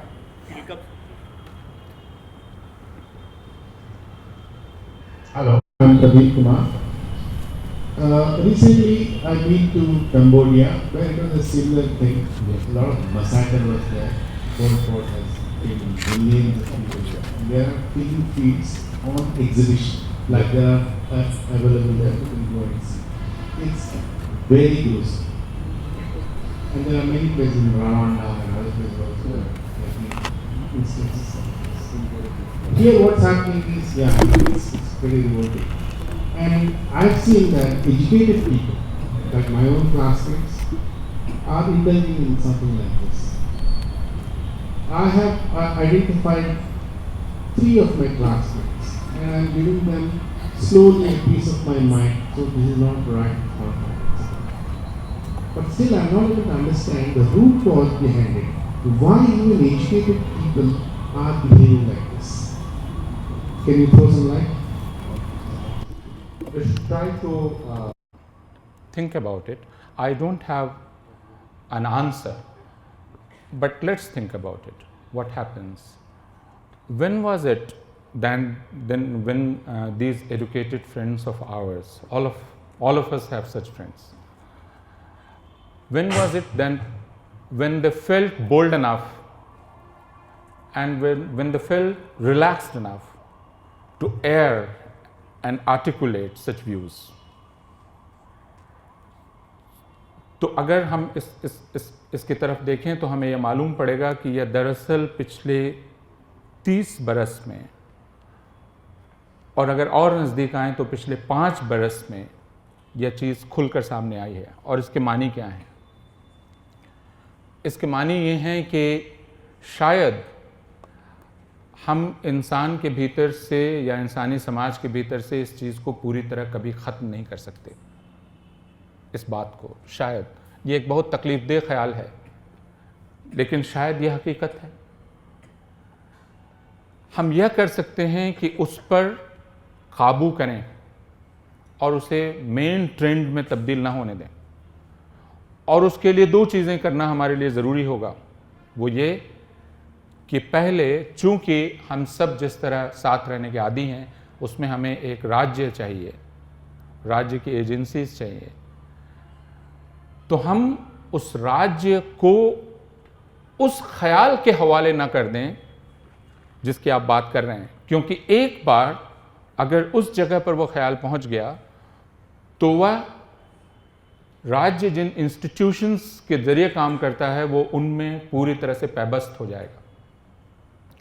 और तब एक ऐसा माहौल बनेगा जिसमें हम सब ऐसा महसूस करें कि हमारे दिल के भीतर जो चीज़ छिपी हुई थी, जिसमें हमें थोड़ा शक था, वह चीज़ दरअसल ठीक है और उसको कहा जा सकता है, उस पर जोर दिया जा सकता है और उसका प्रचार भी किया जा सकता है।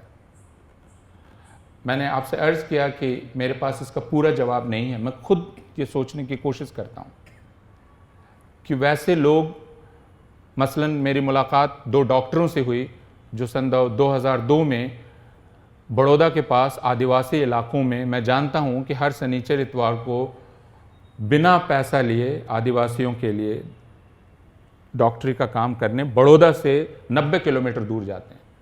जब मैं उनके साथ एक ऐसे शनिचर को जा रहा था उस तरफ, और ये 2002 कि अप्रैल का वक्त था। तो आप समझ सकते हैं कि गुजरात में अभी लोग सड़कों पर ही थे। और उन डॉक्टरों ने मुझे बहुत आराम से कहा कि आपको नहीं मालूम है, दरअसल ये मुसलमान कैंप में, रिलीफ कैंप में इसलिए बने हुए हैं कि इनको वहाँ 5 किलो चीनी मिलती है। और मैं हैरान रह गया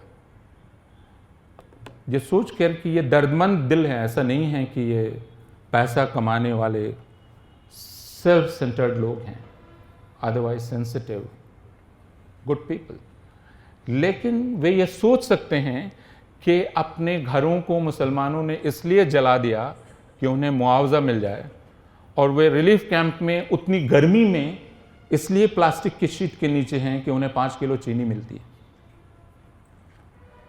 इसलिए मैं इस विषय पर अभी सोच ही रहा हूं कि आखिर यह ख्याल उनके मन में पैदा कैसे होता है और वो इसमें यकीन कैसे करने लगते हैं। दूसरे कि क्या हम उन्हें समझा सकते हैं और समझाने की तरकीबें क्या होंगी। अब तक मैंने यह देखा है कि इन्हें समझाया नहीं जा सकता है, उन्हें कन्विंस नहीं किया जा सकता है, उन्हें परसुएड नहीं किया जा सकता है। क्या ये हमारी नाकामयाबी है? यानी क्या ये उस ख्याल की नाकामयाबी है जिसे आप रैशनलिस्ट, ह्यूमनिस्ट ख्याल कहते हैं, कि वो उन लोगों को जो कत्ल में यकीन करते हैं परसुएड नहीं कर पा रहा है कि कत्ल बुरी चीज़ है? क्या ये हमारी लिमिटेशन है? यह एक सवाल है। मैंने आपसे कहा कि हम सबको मिलकर इसका जवाब खोजने की ज़रूरत पड़ेगी। Here, this lady here. Yeah, go ahead. Please. Yes. Thank you so much. I feel like your talk formalized and consolidated a lot of what I've been thinking about. And I wanted to actually shed some light on what my experience was growing up, because you talked so much about education. And as like a young Muslim, I grew up when a lot of this was being normalized. And when I was in class 10, we would have discussions about Modi and the BJP in 2002. And I wasn't surprised when Modi won in 2014. Like a lot of people who consider themselves liberals were, but I wasn't, because when I was 15, I saw my classmates agreeing with the teacher who said that Modi solved problem-making elements in Gujarat, that he exterminated them. And everyone in my class agreed with her. So I really wasn't surprised that this is what is happening in our country, and I still am not, like anything that's happening right now, it's kind of just a confirmation of my worst fears. And I think from this perspective, I'm completely at a loss about what I'm supposed to do as a Muslim who everyone is talking about either needs to be saved or going to be killed. Like, what are like young Muslims? I mean, I don't know what's going to happen when I get 30 even, in 7 years, like what's going to be the situation in this country, and what can I do as someone who has tried everything in terms of discussions and in terms of debate with her friends. None of them really work. I've lost no friends. So I think what I'm talking to is like this frustration of being part of a demographic that everyone is talking about, and everyone doesn't quite know what to do to like help us, and everyone is like, how do we talk to our friends who are Sanghi, or how do we convince our parents that it's okay for me to have a Muslim boyfriend or a Muslim girlfriend? Like, we're always being talked about.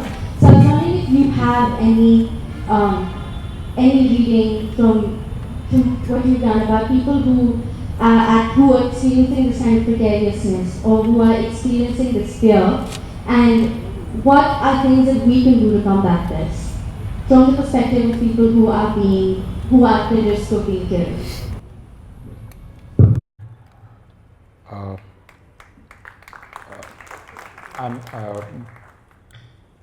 मुझे नहीं मालूम कि मुझे क्या कहना चाहिए। हर बार जब मैं इस तरह की किसी बातचीत में शामिल होता हूँ तो मुझे एक तरह की झिझक होती है, और मैं आपसे ईमानदारी से वो कहना चाहता हूँ। मुझे यह कहने में झिझक होती है कि मुसलमानों को मारा जा रहा है। इतनी बार इस बात को मैं कह चुका हूँ, हम सब कह चुके हैं। मुझे कहने में झिझक होती है कि मुसलमानों की बेइज्जती होती है, क्योंकि जैसा आपने कहा कि आप यहाँ बैठी हुई हैं और दरअसल मुसलमानों को इतना विजिबल किया जा रहा है.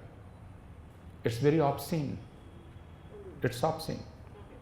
Either by a call to kill them or by calls to sympathize with them or stand for them. दोनों ही तरह से वो जो हम करते हैं, what we end up doing is denying Muslims their own agency. And this is what I would like my Muslim friends, be they young like you or old like me, to do, is what my friends from Assam, representatives of all Assam Minority Students Association, are still doing. Despite this pressure, nationalist pressure, and this is double pressure, mind you. One is Assami nationalism, and second is Indian nationalism. You can call it Hindu nationalism. What they are still doing, they are still insisting that they have their rights. They still come to Delhi, they still hold protest sit-ins, they still go to Supreme Court, they still go to media, they assert not only their citizenship but their humanity. They refuse to hand it over to their sympathizers. In other words, what I had written 2 years back, it sounds slightly bizarre, is that Muslims should refuse to be killed. And Muslims should tell Hindus, people from the Rashtriya Swayamsevak Sangh and others, that we don't depend on your mercy. We are here with all our vices, with all our shortcomings, with all our goodness, and we have an equal claim on this land. And we don't depend on the goodness in Hindus. Our existence doesn't depend on whether Hindus would be good or not. हिंदुओं को मुबारक जो वो होना चाहते हैं, लेकिन वे ये तय नहीं कर सकते कि हम कैसे रहेंगे यहां. लेकिन इस बात को अभी तक इस तरह से कहा जाना मुसलमानों की ओर से शुरू नहीं किया गया है. लेकिन मैं आपसे यह कहना चाहता हूं कि इसमें देर नहीं कि यह बात अब कही जाएगी, क्योंकि अगर आप जानती हैं अच्छी तरह से कि पिछले 3 बरस में आप सिर्फ नौजवान मुसलमानों और थोड़े अधेड़ हो गए मुसलमानों के लिखे हुए को पढ़ना शुरू करें. मसलन यही वक्त है जब नाजिया एरुम किताब लिख सकती है मदरिंग अ मुस्लिम. यही वक्त है जब ज़िया इस्लाम किताब लिख सकता है saffron flag and skull caps. यही वक्त है जब नियाज फारूकी जैसा एक बहुत नौजवान सहाफ़ी पत्रकार एक किताब लिख सकता है, एक गाइड टू रेडिकल मुस्लिम, जो जामिया में पला और बड़ा हुआ. तो इसका मतलब यह है कि मुसलमान जुबान हमारे सामने आनी चाहिए, जो मैं कह रहा था. और मुसलमानों को इस बात में कोई झिझक नहीं होनी चाहिए. उन्हें यह नहीं कहना चाहिए कि हम पहले हिंदुस्तानी और बाद में मुसलमान हैं. उन्हें यह कहना चाहिए हम मुसलमान हैं और हिंदुस्तानी हैं और इंसान हैं, और हम जब जो चाहेंगे तब होंगे, और तुम हमें ये नहीं कहोगे कि हम कब क्या हों.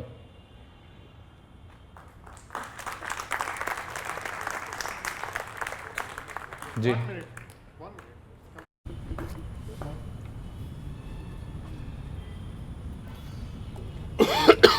Sir, I'm sorry, but my understanding should be Hindi, Lagna Hindi.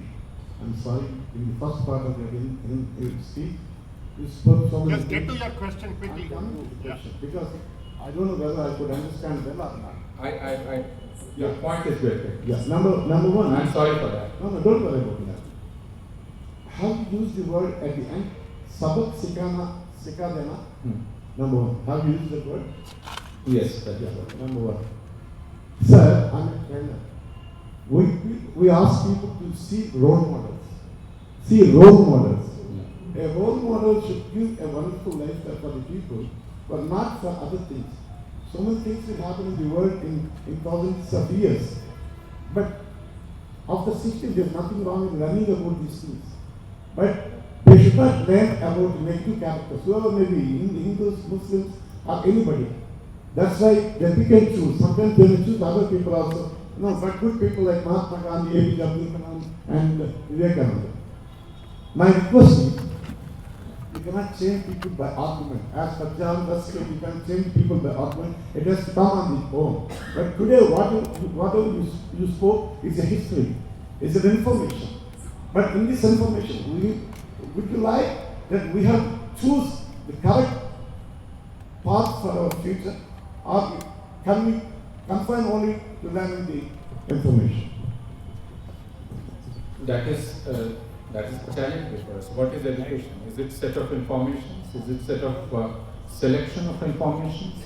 Is it set of selection of convenient information? The information which suits me, the information which suits my project of nation building. So what I do is I weed out the uncomfortable, the negative part, and I ignore it. And I prefer not to talk about it, but it remains there. It's very much there. It's the elephant in the room. And if you want to ignore it at your own cost. And we are paying that cost because we didn't talk about it. So I think the primary task of education is not to tell people that we should shun negative things. We should in fact try to look at what is negative very closely and try to see whether that negative exists within me or not. And that is what a poem after Auschwitz says, कि आँखों में आँखें डालकर देखो सामने वाले आदमी के, हो सकता है कि उसमें एक फासिस्ट की छाया तुम्हें दिखाई पड़े। तो आपको इतना ज़्यादा केयरफुल होना है। तो इसलिए जब हम रोल मॉडल की बात करते हैं, so we have to talk that we chose Mahatma Gandhi as our role model and we killed him. We still treat him as a role model and we elect people who believe in the ideology that killed him.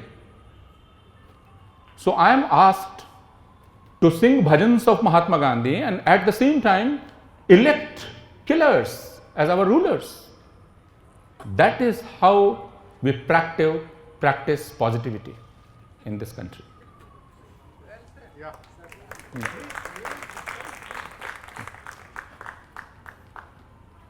Good afternoon, sir. Sir, on a policy level, don't you think rational thinking should be given the highest priority in the program outcomes of primary education in India? If yes, what changes would you prescribe in the present education system that would inculcate rational thinking in young minds? इसमें कोई शक ही कहाँ है। ये पूरा lecture दरअसल जिनकी याद में है और जिनके लिए है, उनकी पूरी ज़िंदगी का मिशन ही यही था। इसलिए रैशनैलिटी पहला मकसद है और दरअसल वो ऑर्गेनाइजिंग प्रिंसिपल है जिस पर आप अपने पूरे एजुकेशन को ऑर्गेनाइज करते हैं। लेकिन जो चुनौती है या चैलेंज है कि how do we build that into our educational programs. So you keep studying physics and you accept statements like the first organ transplant of the universe happened in India. Both go hand in hand. You believe in it that internet was always here because Sanjay broadcast, So how to do that is the problem. Why our scientists, most of them, and when I say scientists, I don't exclude social scientists, I don't exclude literatures, but why is it that scientists choose not to speak when murders take place in front of their eyes? Why? Why they think that this is exclusive, this is exclusive? So what is rationality? We have to rethink the whole project of rationality. Yeah, the gentleman there. Hello, sir. Following thoughts occurred to me. It is not Nathuram Godse who killed Gandhiji. It is the hatred in you and me that killed Gandhiji. That is what was told by J. Krishnamurti when he was asked this question. So, the hatred is the reason. It is whether it is of Muslim or Muslim of Hindu. It's not matter. That hatred, the poison in each one is the one. So that is to be understood and dissolved. It cannot be forced out. Similarly, man is born as a human being. After that only he is whether Muslim or Hindu or that thing, this thing, or nationalism also. So this is all created by the mind, a conditioned mind, whether it is nationalism or Hindu or Muslim or Christian or anything else. You made your point. ठीक है, आप जो कह रहे हैं, hatred killed him, but we cannot catch hatred. See, please try to understand. It was Nathuram Godse who fired those shots which killed Gandhi. So Nathuram Godse personified that hatred that was in the hearts of Hindus against Muslims and against Gandhi for having supported Muslims. That was the hatred. So please don't try to generalize it too much or stretch it too much. This was anti-Muslim hatred. This was anti-Dalit, anti-Shudra hatred which led to the killing of Gandhiji. When we start giving platitudes like this, that it is hatred in me and you, no. There is an organization which actively propagates hatred. So don't say that it's in me and you, it's in that organization. There is an organized effort, and unless you demolish it, there would always remain a mechanism which would actively propagate that hatred and make it acceptable in the society. So when we start talking in these terms or start giving platitudes like this, we try to again ignore, overlook, and let them get off the nose. This is what we do.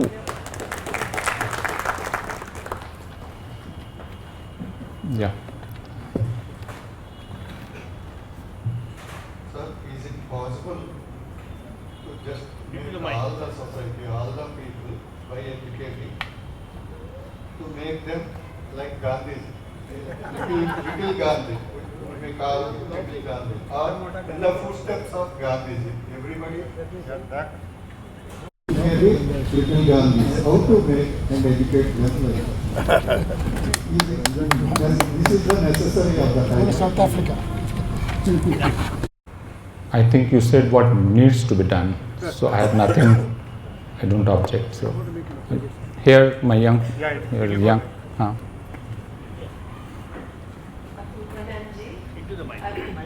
want to ask you, is it the religious supremacy that my religion is better than yours and yours is better than that one's, that's playing havoc?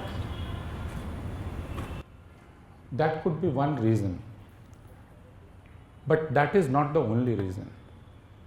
That is one reason, because we think that our religion is superior than other religions, and that is why we think that all others must follow the method of living which we have, and that's why we try to bring people to our fold. So that is there, but that is not the sole reason. The reason is to capture power. You want political power, and to get that political power, to capture political power, you use everything. So what is the chord that you can once strike, and which will then reverberate everywhere in all things. And what we do is to define ourselves by our religion. This is what we think, that programmatically we are religious people. This is what we think. And that's why this is the easiest route to create a majority, because we are living in a parliamentary democracy, which works through elections, and in elections you need to mobilize majorities, and the easiest thing is to strike that chord, that is, you are a Hindu and we need to behave like a Hindu. So create a majority of Hindus and tell them that you are superior to others, but they are not recognizing, or they don't recognize your superiority. So by electing us, you would be creating a power which will establish your superiority forever. So this is what was said in 2014, that after 800 years, 800 साल के बाद हिंदुओं को यह मौका मिला है. Right, I think I said that all religions, but since I am talking in context of India, I would say that the danger, अगर कोई खतरा है तो वो खतरा इस रास्ते से आएगा. मुसलमान, मैंने ये नहीं कहा कि मुसलमान ये नहीं मानते हैं कि इस्लाम सबसे अच्छा है, और यही बात गांधी ने कही थी कि दरअसल हर मज़हब को ये मालूम होना चाहिए कि उसमें कुछ कमी है, और इसलिए हर मज़हब को दूसरे मज़हब से रिश्ता बनाना चाहिए. और इसी वजह से अगर ऐसा नहीं होता तो क्यों नए मज़हब बनते. और हमारे एक दोस्त कहते हैं कि इंसान की एक कमी ये हुई कि उसने मज़हब बनाना ही छोड़ दिया एक वक्त आने के बाद. ये थोड़ी मजाक की बात हो सकती है, लेकिन इसका मतलब ये है कि उसने ये पहचानना छोड़ दिया कि मज़हबों में कमी है. तो मैं ये कभी नहीं कह रहा हूँ कि ये बीमारी सिर्फ हिंदुओं में है. मैं हिंदू भी नहीं कह रहा हूँ. मैंने तो कहा कि ये एक संगठन है, जो संगठन इस चीज़ को पहचान गया है कि यह एक तरीका है, यह एक तार है जो हर किसी के दिल में झनझना सकता है, और इसलिए इस तार को पकड़े रहो. और इसलिए बहुत हैरानी की बात नहीं थी कि मैं सिर्फ 1 मिनट लूँगा आपका, कि उसने एक लंबे वक्त तक मजहब कहा, धर्म कहा, है ना, लेकिन उसके बाद अगर आपने ध्यान दिया हो तो पिछले 3 वर्ष से उसने धर्म कहना बंद कर दिया है, 4 वर्ष से. अब वो राष्ट्र कह रहा है. अगर आप 4 वर्ष पहले तक की जो राजनीतिक कवायद है उसको याद करें तो आपको याद होगा कि वे चलते थे भगवा झंडा लेकर, लेकिन पिछले 4 वर्षों से वे चलते हैं तिरंगा झंडा लेकर. तो उन्होंने बहुत चालाकी से धर्म को अब राष्ट्र में बदल दिया है. अब उन्हें धर्म कहने की ज़रूरत भी नहीं है, जिसको आप डॉग विसल कह सकते हैं, कि मैं जब राष्ट्र कहता हूँ तो वो एक ख़ास मजहब के लोगों में धर्म सुनाई पड़ता है. जब मैं कहता हूँ राष्ट्रवादी तो उनको मालूम है कि दरअसल क्या कहा जा रहा है, उनको पुकारा जा रहा है, दूसरों को अलग करने के लिए कहा जा रहा है. तो मैं इसमें बिल्कुल असहमत नहीं हूँ आपसे कि एक बीमारी है जो हर मजहब में है और ये तबाही कर सकती है, जो दूसरे मुल्कों में हमने देखी है. लेकिन हम दूसरे मुल्कों में तो दखलंदाजी नहीं कर सकते, न जाकर वहाँ बदलाव ला सकते हैं. हमें यहाँ अपनी भूमिका निभानी है, और हिंदुस्तान में यह खतरा सिर्फ और सिर्फ हिंदू धर्म के नाम से के रास्ते आ सकता है और हमें बेबस कर सकता है. मैं सिर्फ यह अर्ज करना चाहता हूँ.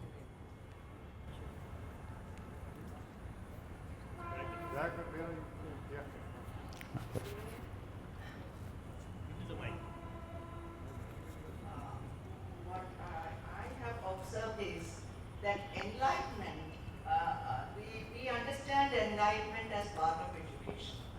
It's not that. That is what I feel. Because 60 lakhs people were in the concentration camps. It could not have been done by one person. When this had started, how many lakhs of people, thousands of people were there to support? So, hatred is contagious. Once it starts, it spreads. Now it is sleeping like that. Once it starts, we all go. For that, what enlightenment does not, we can't connect enlightenment with that. That's what I say. It is like Vivekananda had enlightenment. Gandhi had enlightenment. How many people are having enlightenment?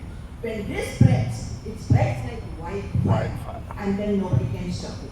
So what we have to do is that to be cautious, tell our children, tell our students, tell our youth, tell everybody to be cautious, and nothing should be. I agree with you. That's what Adorno was trying to say, that Hitler was not an exception. He was a product of his times and his society. And society should be alert that he can come back.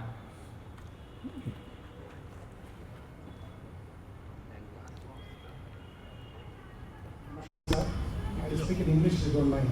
Please.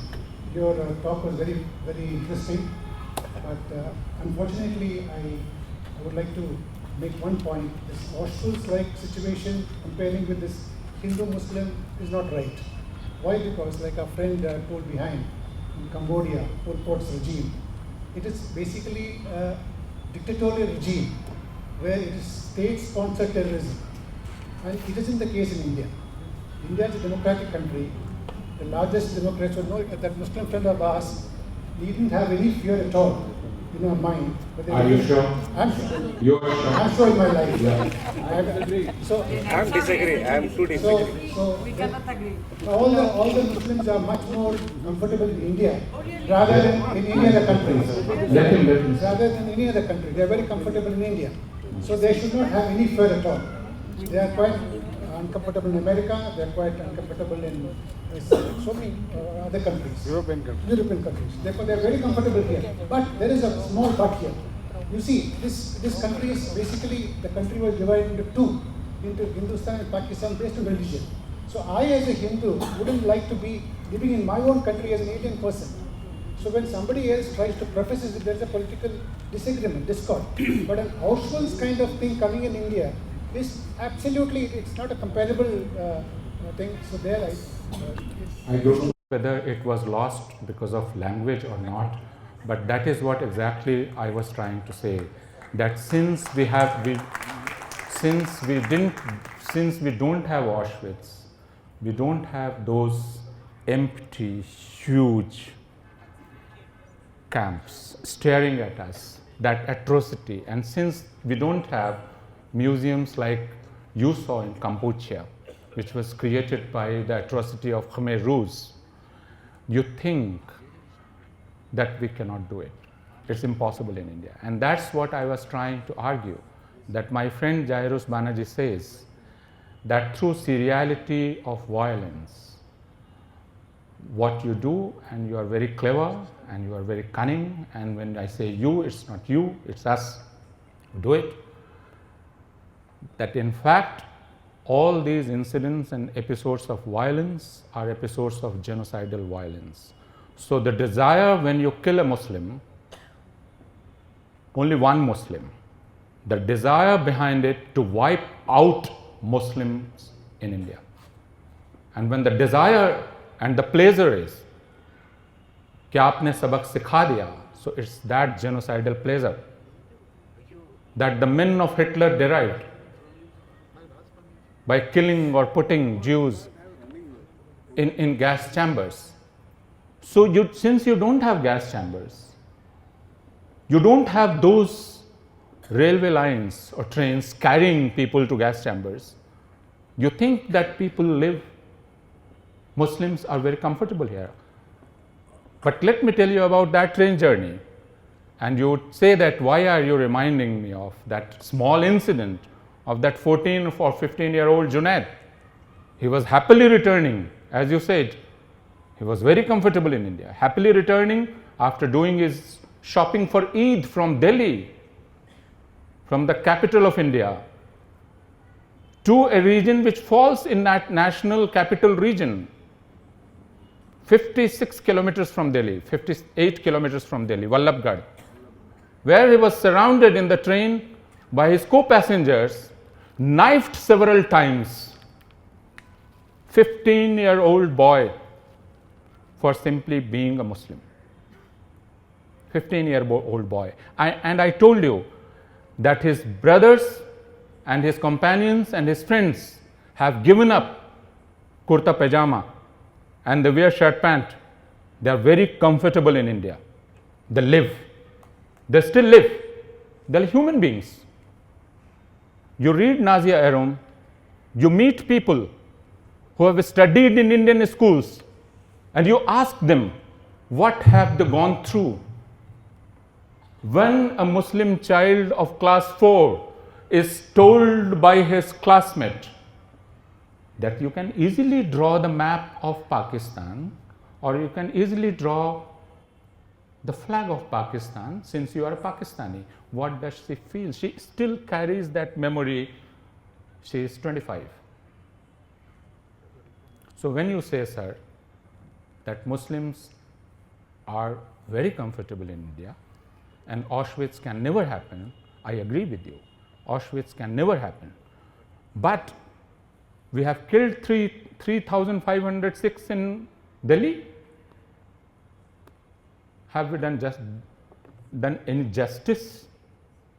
And do we ever think about it? It's left to a bunch of social activists who still pursue those cases. And these are the same social activists which are pursuing the cases of the people who were persecuted and killed in Muzaffarnagar. And these are the same set of people who are pursuing the cases of Gujarat. And you call them anti-nationals. These are serving the causes. These people are serving the cause of Indian Constitution, seeking justice for those murdered, those raped. So please don't try to trivialize that pain, to trivialize that murder. Don't try to tell them that since in Europe, since in America, you are not comfortable, we are very comfortable here. Good evening. Professor, like somewhere around in 1970, Willy Brandt, then Chancellor of Germany, bent on his knees near Berlin Holocaust Memorial and said sorry to the thing happened by his country. At least they reflected upon that and later felt sorry. Isn't our country more cruel than any other countries because we won't reflect? There is no opportunity of opposition to reflect. Isn't our country more cruel for it? It may be one person or 17 or 3,000. Isn't our country more cruel than compared to other counterparts of this country? And is there hope of reflection that we are doing something bad? There is hope. You are at least 30 years younger than me. And it gives me solace that you are saying all this. This is what we need to keep reminding ourselves, that we need to do this. We need to say at least sorry.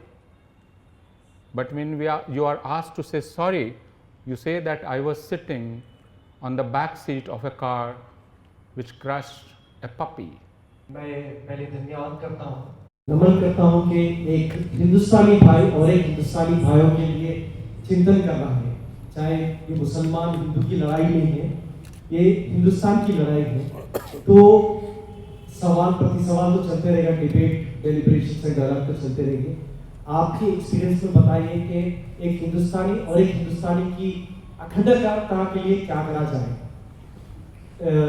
मेरा नाम अहमद है, but मैं यहाँ religion की बात नहीं है, हम अखंड हिंदुस्तानी है। थैंक यू मंथन for doing this, but please give us a road map rather than question and answer that can give us a enlightened way to next decision. We are killing more of the intellectuals than religious people. Thank you. I also want a road map, but the road would start only when we recognize that these are the crimes that have been committed. I have a thought here. Yeah, please. We need to have many more conversations like this throughout the country. Yeah. Yes. I think that is probably the most important thing for change to happen. All the politicians also. All the politicians also. Yeah. Sir, as for Muslim being very comfortable in India, 40 years back, when I was a student, School. History class was a pain for me. History class was bad for Muslims. History class was insulting for Muslims. There was no Jansang there, there was no one there, there was no Modi there. 40 years back when I was a teenager. It was uncomfortable sitting in the class and reading what is done in history. Good or bad, we should sensitize our children right from that age. If we are going to show that Gauri and all these people are basically Muslims, they are not raiders or they are not called people who have come from certain places in India, but these are Muslims. And again and again and again the same thing, Somnath temple Thoda, and all that thing is kept on repeating throughout from class 6 or 7 to class 10. It is there. So that is not new. It's been 40 years, it's been history, and we are seeing the results. We are seeing the results. Thank you. I couldn't agree more. And as I said, that this is not which is something which has happened in last 4 years. I said, and I didn't want to go into details, but I told you that people graduating, people coming out of schools, Indian schools, don't know why Gandhi was killed. And the same applies to history classes, because this is the common sense. This is the common sense which is active in India. This is something which is not extraordinary, which has not been brought only 4 years back or 5 years back. This is the common sense, and we have to struggle with and fight against this common sense. So I didn't talk about it because then we didn't have time, but this is what we had realized when framing the new curriculum framework in 2005. And that is why new kinds of history textbooks were introduced, which try to look critically at these episodes of history and not write history textbooks from nationalist point of view.